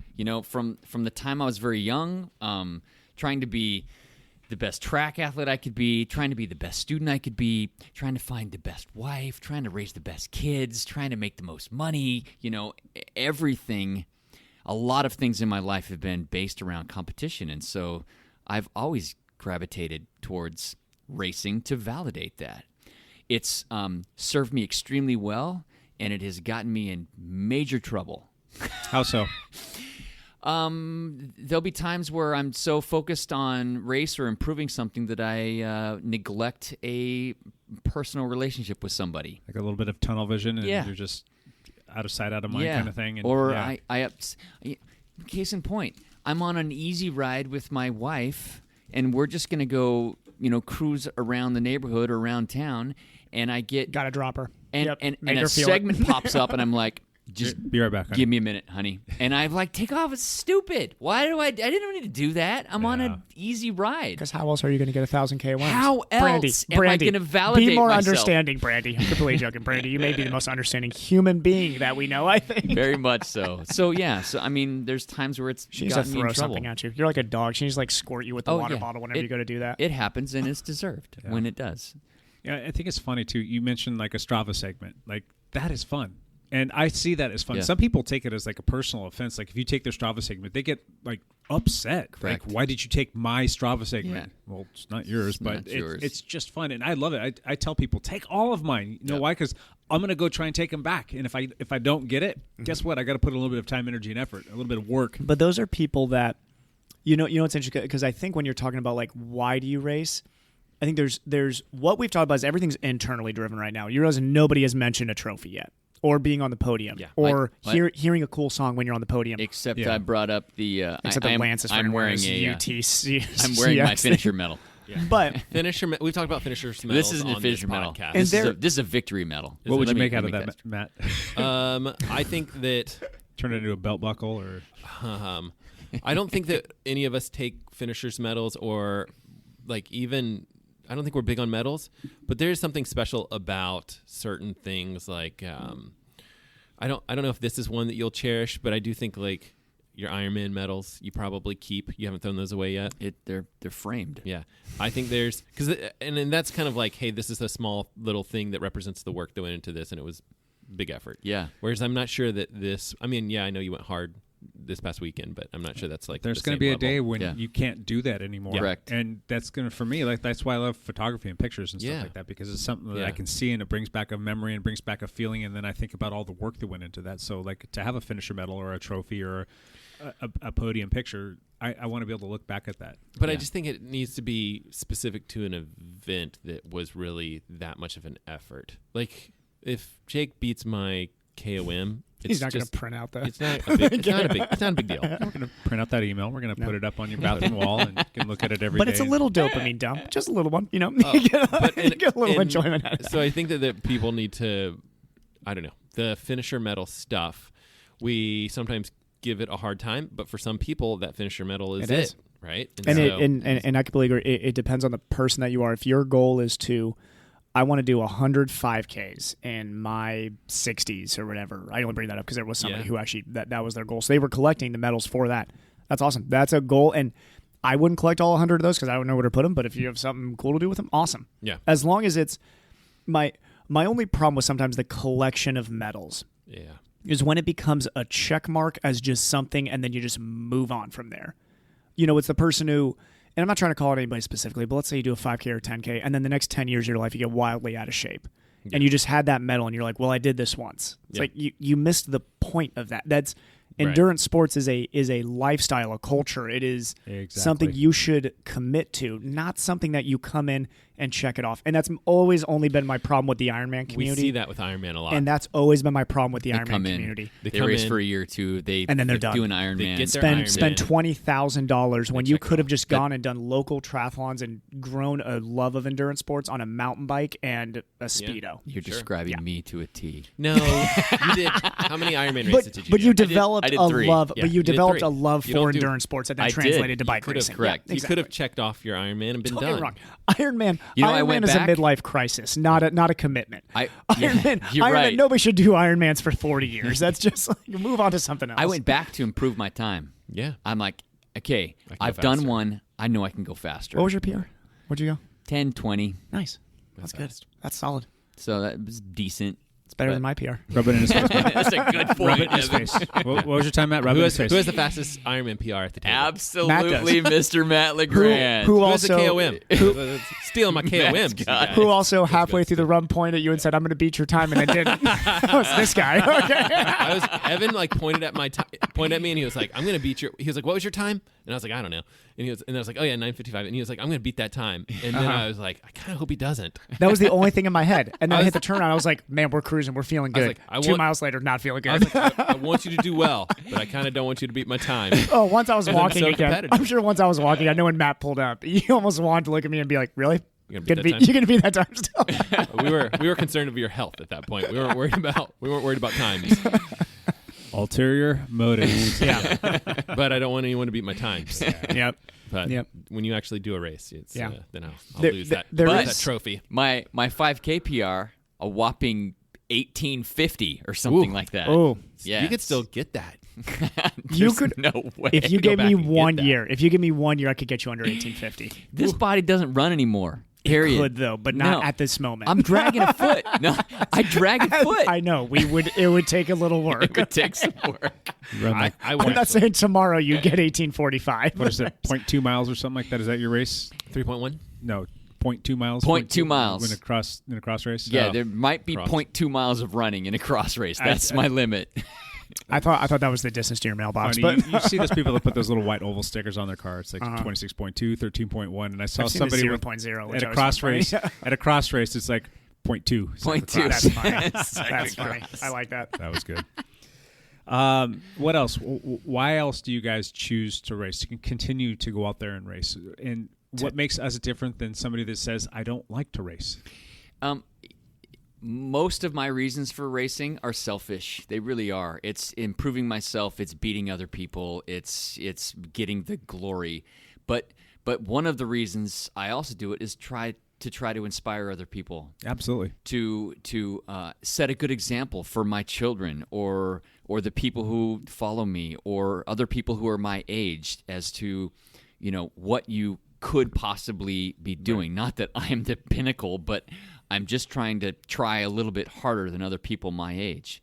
And so, trying to inspire others. I think a lot of people are intimidated by races, and they look at a race and I don't want to do a race because it is scary. People are there. They're wearing weird, tight clothes. Yep. There are people like Lance there with their weird mustaches. Yep. And they're doing crazy. And honestly, like, I think that I would say partially we are to blame because I don't know that we're as inviting as we should be. I don't think that we make it easy for new people.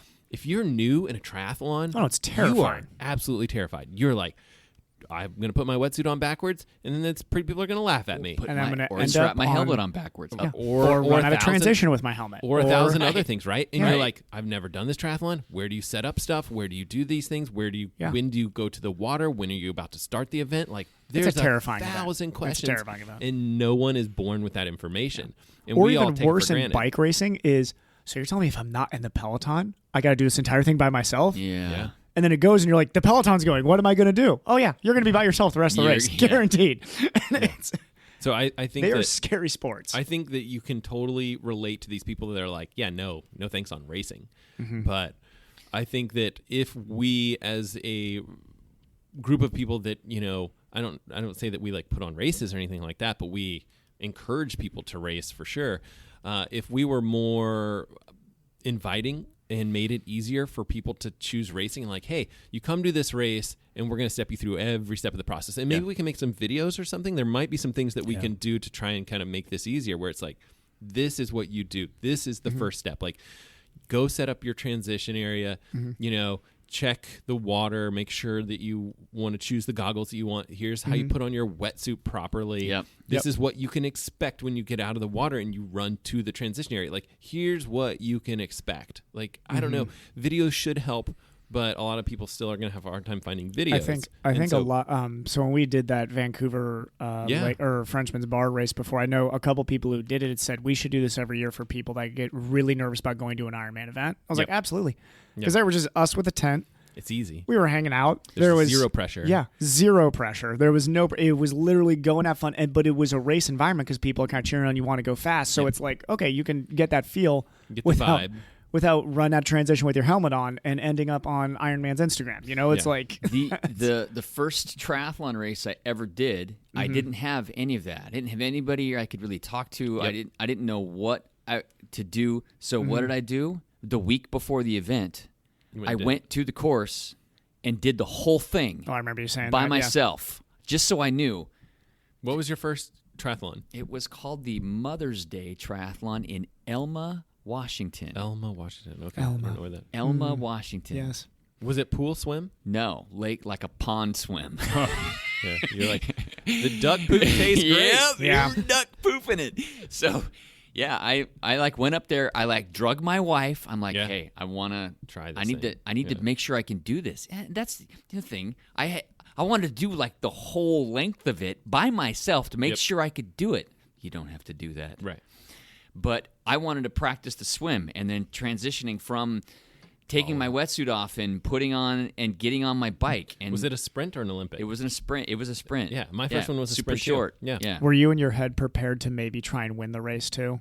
No, I had no illusions that I was going to win. I was so hoping you were going to tap into that like collegiate track mindset where you're like, I like my odds. So I think I got this in the bag. Actually, that went completely out of the window when I've told the story before, where I sat on a guy's wheel for like 5 miles because I didn't know what drafting was. Yeah. I think but it sure felt easy. This is great. What's so hard about biking? Just sit on somebody's wheel. This is easy. And then when I got on the run... saying it was windy. I didn't feel it at all. When I got on the run, some like overweight grandma passed me. Yep. And I'm Same thing happened. Good humbling moment. Okay. Yep. Yeah. I guess I'm just finishing this thing. I'm not racing to win. Yeah. No, I did go back that's what, later and win. That's what I know drives. I will say after talking to my mom after races all the time over the last however many years she's been racing, a lot of years, and her being in her early 60s now, I know her like goal is like to beat younger people. It's just like if she's chasing down or to beat men. It's just like beating men and younger people will drive that woman to shell herself during a race. Awesome. Like absolutely shell her. Like I do think we all talk about like, oh, you develop competitiveness in this over time.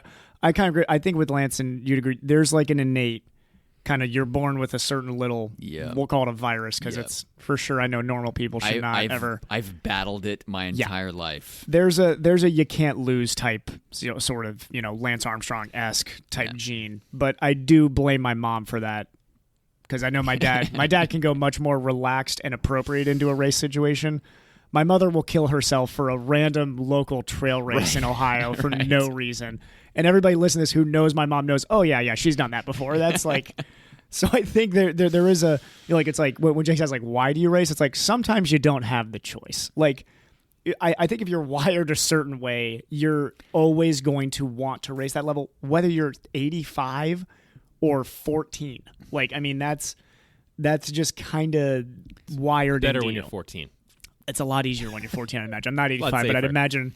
But, I mean, you go to USAT. I remember in Milwaukee when USAT had their sprint and Olympic Nationals there for years. My favorite thing to do was to watch the sprints at the end of the races between the old dudes or women. But there were some I can remember from the old dudes. We're talking the 70 to 75 age group, a couple of the 65 to 69. We're talking all out sprint. I mean, these guys are like going after, and they're, in the sprint distance, they're like coming down the chute, and the announcer just going nuts. He's like, oh my God, everybody get on your feet. These guys are going to sprint it out. Love it. Yeah. But you watch that and you're like, that's so awesome. Yeah. That's awesome. If you could be 67, 68 years old and still sprinting down a chute, good for you. Yeah. Who cares if it's even for like 20th place? We do it everywhere. Sprinting for stop signs. Yeah. We do that on random rides. Even like for us in the cycling world, we're out competing just on group rides. Yeah. Like we're out there schlecking each other. Just win the group ride. Yeah, exactly. Yeah. And I think that's a nice thing for like bike racing. If you want to get into bike racing, go do some spirited group rides. That's a good way to kind of get an your feet idea. wet. Exactly. Yeah. That's why they call it what it was like Tuesday Night Worlds or I mean, there's always some group ride locally in big cities. It's like Worlds. Got to go all out once a week. Exactly. Yeah, we used to make fun of it. And terrible for a training plan. Absolutely terrible for a training plan. We had these like Tuesday night runs. And if someone like spiked just it up each for other. a Tuesday night run, we were just like, Tuesday night. Here we go. Tuesday Night Worlds. We were making fun of that person. Yeah, But, absolutely.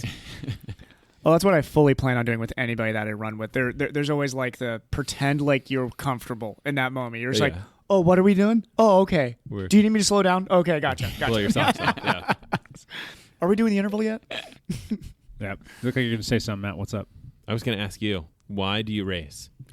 Why do I race? You know what? I've been asking myself that question a lot over the last couple of years, and it kind of bums me out when I start to think about the realities of like, all right, I'm never going to be the same. And again, don't want to talk about like this whole accident thing, but it changed me and it changed who I am as an athlete. And then I started asking myself that question, and that's the reason why I want to talk about it today. Is like, why do I race? What is it that it's doing for me?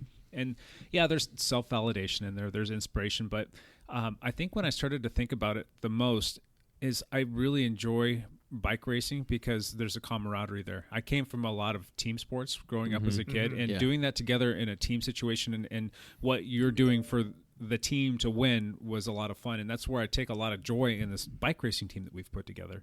Yeah. And it's not always about me. And I've really come to love and embrace, especially in these past couple of years, the idea or the notion of helping others win a race. Yeah. So if I can get out there and I can just turn myself inside out just to get somebody in a position to win, and knowing that it's never going to be me that's going to be the one winning, hypothetically, I get just as much enjoyment out of that as I do, winning myself. And I've won quite a few bike races in my day. So it's just kind of been like a transitional thing for me. I'm like, all right, well, I'm starting to feel the effects of, getting hurt and injuries, and I'm feeling the effects of getting a little bit older. I mean, 45 years old, and things are starting to kind of like slow down a little bit. But it's still fun to know that I can still train myself up and I can still go out and be competitive. I can still go out and, get into a bike race or go play Strava or go try and win a group ride or something like that. I still have it in me, but it's just like, why do I do that though? And it's a weird psychology, and I think a lot of it just comes from like, that's just who I've always been. Kind of like Lance. Like if I always tried to do better or try and be a little bit better or try and like, even when it comes to things like being a business owner for almost my entire adult life, you always want to be better than the next guy out there. And a lot of times that produces good stuff, because like if you can provide a better product or a better service or do things better than what they're doing, then you're making that particular industry better. the same thing with bike racing. If I can create a team or an atmosphere or put myself together with a group of people to make a better team, then we're going to yield better athletes and we're going to yield better, chemistry and camaraderie. I know that. I think that's kind of what it boils down to for me is why do I race? I just enjoy being out there with my friends. I enjoy doing this with my friends, and I enjoy seeing other people be successful, and I enjoy being a part of that process. And I also like the benefits that come with training to be an athlete, an endurance athlete. It keeps you fit. It keeps you young. It keeps you healthy. Yeah. This morning, I did an hour ride before we recorded, and Day 69. Day 69.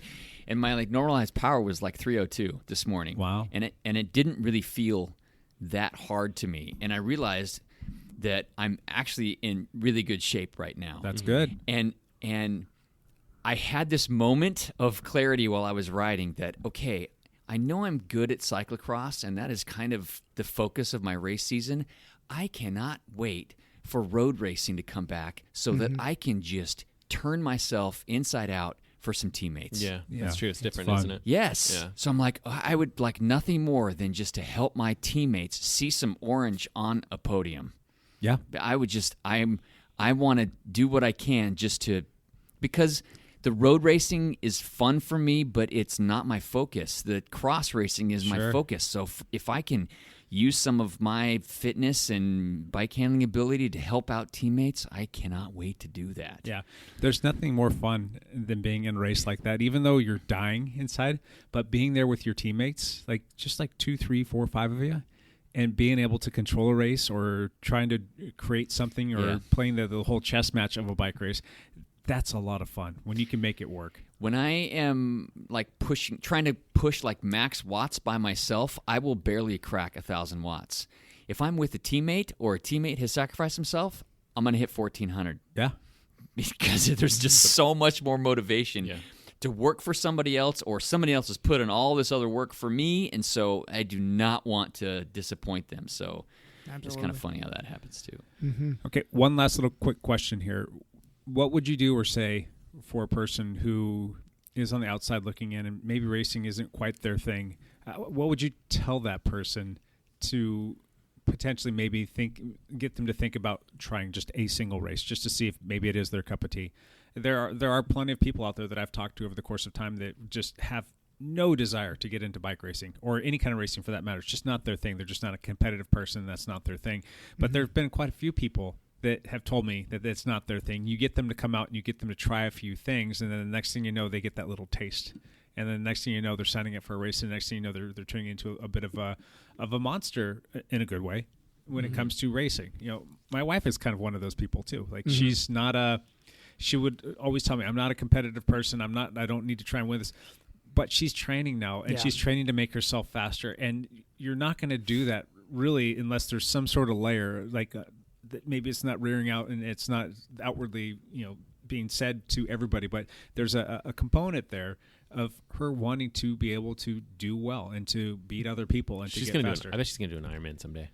Yeah, I think so. At some point. I know. I'm thinking then within the next 4 years. Ooh, no, I'm going to go 10-year picture. I'll go 10 year. I'm going to go 4. It just grows on you. It just grows on you. Starts to happen. I saw her on the trails on Sunday, I think. Yeah. I saw her running. I don't think you're going to get her to do a full Ironman, but maybe a half. Maybe. I know that she will do an Olympic. Half, though. Yeah. Once you do a half. When you do a half marathon, you're like, great, I did a half marathon. And what did she do? She did a marathon by herself. She did. Yeah, her and her buddy. And she has done the bike to race that full marathon distance. For me, it's like the half is plenty. The full seems like a race of attrition. I'm not trying to do that. And she did do the bike leg of a half Ironman, so I know that she can do that. Oh, yeah. And that was moderately untrained. So she could, in 1 year, have the fitness to do an Ironman. 1 year. Yeah. She's going to laugh when she hears that. I know she's going to laugh, but I've seen people much less fit than her make it through an Ironman. Yeah. And she is much fitter than she realizes. Yeah. Back to my question though, how are you going to get somebody to come in and try a race? What is something you're going to do or say to them? My first recommendation is come watch a beginner's race. Yeah. You come find a race where there's a Cat 4-5 field or just a Cat 5 field. Yeah. And watch it. That is a very good recommendation. You know why? Because there are people that show up to those from all walks of life, all shapes and sizes, all levels of fitness, and they're all. A lot of times, there's a lot of people out there doing it for the first time. So you're like, oh, Okay, I can relate. Yeah, you watch the Pro 1-2 race, and you're like, no friggin' way. Yeah. I don't even want to do the Pro 1-2 race. But if you watch a P12 downtown crit, you're gonna watch it. Like, no, that's okay. No, I'm not doing that. But you watch a Cat 5 race, and you're like, okay, maybe this is something I could do. Sure, sure. How about you, Evan? Well, for the triathlon world, I would tell somebody just to come out and do local racing. Do not start with an Ironman brand event. Don't go to a Rev 3 race for your first race. Do a local. Find a team locally that you can get in contact Mother's with. Day Triathlon in Elma, Washington. There you go. That'd be perfect. The one. If that's still around, is that still around? I don't think it exists I have no anymore. idea. I know that the race that I did very first doesn't exist anymore, which is truly. I used to do that sprint in Albany. Sad. What was that sprint in What Albany? was your first triathlon, Matt? What was your this, first? The sprint in Albany, and it was like this. You know what I'm talking about, Lance? It's like in the spring or something like that. It's an early season pool Usually, swim. I would tell somebody to do an early spring one because there's less pressure at those types of Beaver races. Freezer. The Beaver Freezer. That's not the one. I did that one in Corvallis. It's in Corvallis. Yeah. This one was smaller than that. It was this race in Albany, and I think it might have been like the Albany Triathlon, and it was like pool swim and 12-mile bike ride. If you're same exact story as yours. Like on the bike ride, I'm going hard, and I'm like, I've been a runner my whole life. My legs are strong. Lady comes past me, older lady, a little bit on the larger side, whips past me on the bike. And Shows you what's up. And I'm just thinking to myself, like, it's not going to be winning. I'm not winning this. Yeah. I'm not winning. I'm now in second place at least. I know I'm not in first. No, it was pretty clear where I was. So, but yeah, that race doesn't exist anymore. And then the race after that was Blue Lake, I think. So that went from sprint to Olympic. Blue Lake would be a good one. Yeah, it would. The Beaver Freezer, I think, is even better because it's that pool swim. Pool swim, it's less intimidating. I was also a pool swim for it's my also first race cold. at the Miami University in Dayton or in Oxford, Ohio. Okay. Yeah, pool swim is less intimidating. I get that. Yeah. That's totally understandable. Yeah. Completely selfish story here, but my very first race was that Miami University race. I think it was 4 or 5 years later I came back and won that race. Yeah.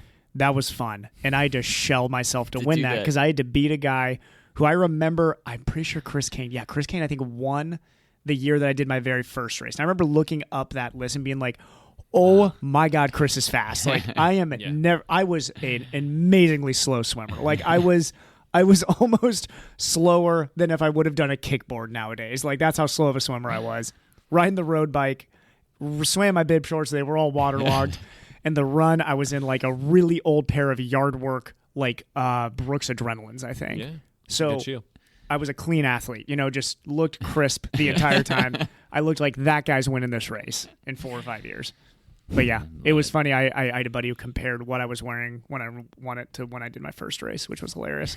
That is nice. It was very funny. Yeah, I could. So I only say it because like with racing, if you're somebody who's like very competitive by nature, and you're like, God, I don't want to get in triathlon because I'm gonna suck for those first couple races. You're gonna get your butt kicked. Just do it. Yep. Yeah. It's fun. Enjoy being go bad at and get Enjoy your being butt bad at kicked, something. and it's Yeah. a blast Yeah, because I you agree go with there and like.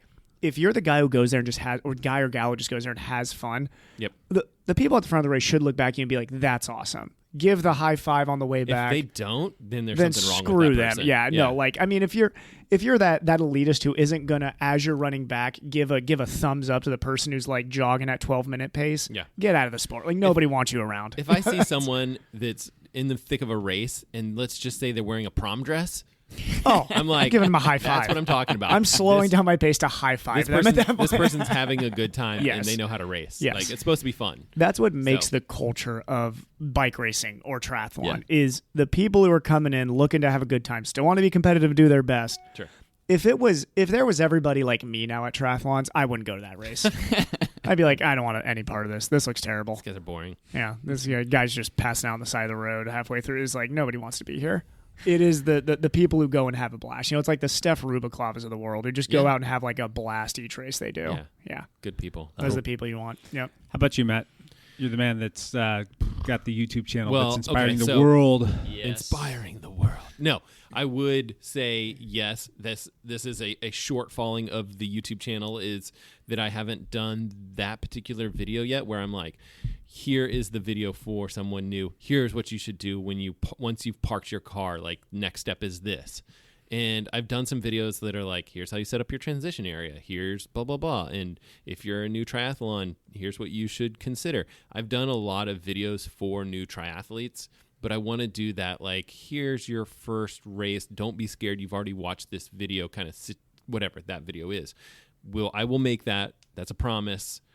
I don't know when because I need a race to make the video within, but let's hope that by the end of next summer, I'll have that video out for you guys if you want to learn about triathlon. That'd be great. Sweet. The next step I would say is if we are really that person that is like, hey, I will make it easy for whatever. Let's say Lance is new to triathlon. If I really want to make it easier for Lance and I'm willing to do this, the next really huge step would be like sacrifice your own race, sacrifice your own whatever, and just walk that person through it. Like drive them to the race. Oh, yeah. Yeah. I mean, like they're going to have 1,000 questions. Answer each of them as you step through it. Set up the transition right next to them. Yeah, and you don't necessarily have to race with them, but like if you can get through all of the starting stuff, get them to the starting line, get them started, that's it. I mean, that's so helpful. I haven't ever done that, so if someone needs me to do that sometime, let me know. We can do that. I'm sure I can even probably get. You don't even have to race necessarily. Just if you kind of stepped them through all those different steps, I think you'd probably be okay. So. Maybe you don't have to pay for the race, but I wish we could do that are expensive. in a road bike race. I bet you could. But you can't, because if I'm a Cat 3, I can't go down and race with a Cat 5. Yeah, but I bet you could do everything up until the gun goes off. You could definitely do that. Which I think is a lot. It would what be pretty tire cool, though. pressure do you need to do? To be able to like audit a race, a lower race, that would be fun. I mean, it would. They do and exclude yourself from the results. Exactly. What about this? What if they had something like that and it was like, every Cat 4, every Cat 3 rider, come step into this uncategorized race where it's like this is like the new racers. Like, come help someone. Come help like, the beginners. Come pick one person and help them. That would be interesting. They used to do something like that out at Portland International Raceway with the road racing stuff. With the novice group, they would have people coming out there and coaching them and giving them tips and letting them know about how to, ride safely, how to position themselves, and just kind of like walking them through the process. And that was always a big hit from the people that were doing the race. I've heard that from quite a few people. Well, it's the right thing to do, especially if you want to grow our sport. Absolutely. I think we do. Triathlon's dying. Yeah. Triathlon's dying. So we got all these CrossFitters taking over the world. CrossFitters taking over CrossFitters. I think for me to answer that question real quick, it's just really about getting the people out there and having them detach the race result from what they're actually doing. If you can do that and not be tied up in the fact that you're going to come in DFL, right, dead freaking last. Don't worry about that. Just come out there for the experience, because a lot of times just the camaraderie and the energy and the vibe that you get from being out there and kind of seeing how everything works will be something you're like, oh, that was actually pretty fun. And if you don't tie your worth to like how you finish, it might open the door for you to want to come out there and try it again. And then you can maybe take a look at your result and say, I don't care how I did to other people in comparison and to tie people. it to your worth. Well, no, just like for the next 30 years. just better yourself. And that bettering yourself process, it's like there's so many upsides to that where you're going to change the way that you eat, the way that you sleep, the way that you recover, the way that you train, the way that you prepare yourself, and there's all these positive benefits that come out of that. Yeah. That's what I love about racing. Is like if I didn't have bike racing, I'd probably be in like be brewing beer and probably be 300 pounds and eating steaks. Let's do it. Oh God, I love this idea. If I ate like I did and didn't race, oh man, yeah. If I wasn't putting in 10 hours a week, man, that would be an ugly sight. I've been there, boys. Yeah. It's a great place to be. Are you going to finish that? You can eat those fries? Yeah, you can. All right. Any parting shots on this topic? Everybody go do a race in 2021. Yeah. Let's do one last thing real quick because I know we got to get Matt out of here. Matt, one last thing. This past week, I posted a video. I think it was the Garmin 745. No, you did the goggles. The goggles. I'm sorry. Thank you. I just watched that again this morning on the trainer. Oh, you did? Okay. Made you like 2 cents on advertising. You need to comment so that you can win the $200 pair of goggles. This is the Form swim goggles with the heads-up display. I've actually made a video about them before. So you can actually see like how fast you're swimming while you're swimming. You can see your stroke rate. You can see your heart rate. Crazy stuff. Will it tell me if I'm drowning? It'll tell you. It'll actually call for help. Oh, really? Call for help. Maybe I do need these. You need these. But what they did was Jake fell in the pool again. They updated the software, and now you can do open water swimming with them, which is pretty cool. That's the biggest thing from it's those. huge, right? So I was really it's going to change the game in open water swimming. When I initially reviewed the goggles, I was like, they're okay. They're not great. But then it was like, oh, you can do this open water. Now you're just looking at this black murky lake. It does, you're not looking at anything, so you might as well be looking at your stats. And now you can see your heart rate, so you can pace yourself a little bit better. You can see your pace that you're actually going. That's you can cool. see the current time, the current distance, so you can be like, okay, well, I know I only have 400 meters to go. Time to pick it up a little bit. Yeah.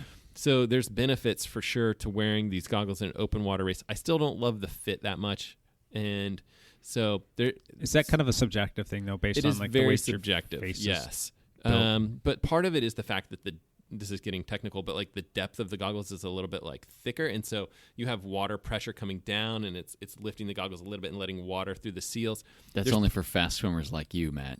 Yeah, that's it. Real fast. Me and Michael Phelps. When I take it easy on Phelpsy, but no, it's I still would say that they're not necessarily my favorite goggles, but.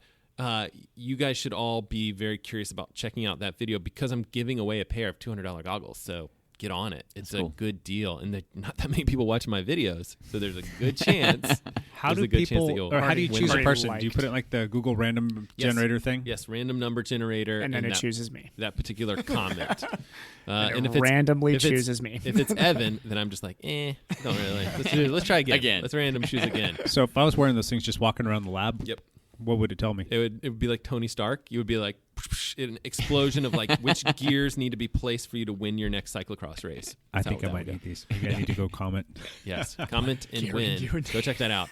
And then I put up another survey on my YouTube thing asking which video people would want next. Voted on that. Camera Did you? gear. Yep. And it was like, do you want me to do like what camera gear I have and use and or the 745 versus the 945, or do you want the Polar Vantage V2 versus the Grit X watch? So it's a lot of watch comparison stuff. I'm making all of those videos. They're all coming out, but it's just a matter of like what people want next, and so people can tell me what they want to see.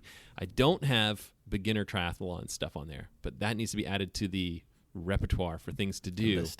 I want summer. I still want that pro front of the pack, back of the pack video. That'd be fun. We need to do that at some point. Okay. We can get Eric. Fun. So you'd ask Eric nicely. Yeah, Eric and who else? We get Ben Deal. Yeah, he'll be fun. Yeah, Ben would be a lot of fun, actually. Ben would be a ton of fun. Yeah, we'll do something fun with I those would not guys be fun, but we'll need somebody fun. Yeah, Evan. happen. Evan. Yes. One last thing. I got to go. That's one last thing. Later. And somebody joined me at 4:30 a.m. on Thursday. Someone gotcha. please. Anybody. There you go. Go make everybody healthy. We should. Your one last thing should be go get your flu shots. Yeah, everybody go get your flu shots. Go get your flu shots. There's like a Walgreens next door here, so we should do that. Interesting. Come on, Price. Let's go. Hey, Lance. Yeah. One last thing. I'm going to drive 12 hours again to do a tiny little local cyclocross race in Utah. I want to sneak another. I want to sneak another podcast in before you leave. It's possible. I think I'm going to be here. I think I'm going to leave either Thursday. I'll leave either Thursday or Friday. Let's do a podcast on Thursday. Yeah. We could do Price can do it. I'll say it again. Bingo. Bingo. I think we could do that. Well, it'd just be nice to have you in studio. I know they're funner with. It's Mo funner for me to have Mo you guys funners. here. Yeah. So will you go back just to do the race and then come back again, or are you going to stay there for another extended period of time? This time I'm going to stay for a week again. Okay. So would that be to do 2 races or just one? So the races are every Saturday. So I'll go down. I'll go down on Thursday or Friday. Do the race on Saturday. Then play bikes all week. Play bikes all week, and then do another race the next Saturday, and then try to come home for a 4 or 5 day stretch again. Gotcha. Yeah, that's coming home for just to see us because you like the twinkle in our eye. Yeah, they're just I've been gone for like 4 weeks. You have. It's been a minute. It's been a while, and there was many things that needed my attention. Well, you guys need to make some more videos for your YouTube channel. We have a few in the can, but we do need to do that. I watched the Varia Radar light one. It was excellent. It was cool. That was fun. The gravel one was really cool. We have a few more in the can, but good. That's exciting. We're working on it. Cool. That was my one last thing. Which one? Varia Radar? We put out the Varia Radar. I was just going to talk about that real quick. We are fighting tooth and nail to catch up to Matt in the YouTube lands. We're at a total whopping number of 66 subscribers. You could be 66 subscribers. You could be lucky number 67 if you subscribe now. Yeah, but we're honestly just trying to get to that 100 subscriber mark because they allow you to have the naming rights to your channel or something like that. URL. Custom exactly. URL. So, Yeah. Yep. I think it's great. And I've said this 100 times. The first 100 are the hardest. So, then after that, things get easier. Yeah, we're doing all right. I mean, like a week and a half we've gained, we were at like 20 and now we're at like 66. We're at 66. That's not too bad. You guys are growing faster than I am. Well, I wouldn't say that. It happens. Matt gets more subscribers in one day than we have gotten all. Yep. But we did the gravel video too. That was fun. And then I think coming up soon will be the mountain bike essentials. Yeah. And then we're doing a little bit on like what the heck is this dial place. So. Oh, cool. Yeah. Should be fun. And then I think Lance and I will, since he's here, I'm gonna have to snag him and do a couple other videos. We'll film something this week. Yeah, that'll be good. And then my other one last thing, because I always have two. Matt loves that. Is we will be doing the Zwift ride on Tuesday nights. Tuesday nights. On Tuesday nights, Zwifts. This will come out the day after. We'll have done our second one. But again, like I said earlier in the show, go to Dialed Cycling on Strava, and you can be a part of that club, and then you can get the announcements when we have those, and you're welcome to join us. Anybody is welcome on those rides. I'm going to have to re-figure out my Zwift account. Oh, yeah. Haven't been on there in a while. Are you still paying for it? Yep. Okay. It should all be good, but everything needs to be updated, and you just need to I need to start early. Yeah, start early. So that's the problem with Tuesday. If I'm like a minute late, it's like, well, I'm gone. You've lost it. I'm like gonna lose it anyway. It's just a matter of time. Well, I think that's it, guys. It's all done. Oh, I love my new buttons. They're so fun. We really appreciate everybody listening. Lance, it's great having you. Matt, love your videos. Thanks for coming back in. Not as great having you. I love you, Matt. And I love you right back. No love for this guy over here. But thank you for listening to another podcast, number 140. 10 more to go. We'll do something for 150. Yeah. Do something fun. Cool. Thanks for listening. We'll see you next week. Bye for now.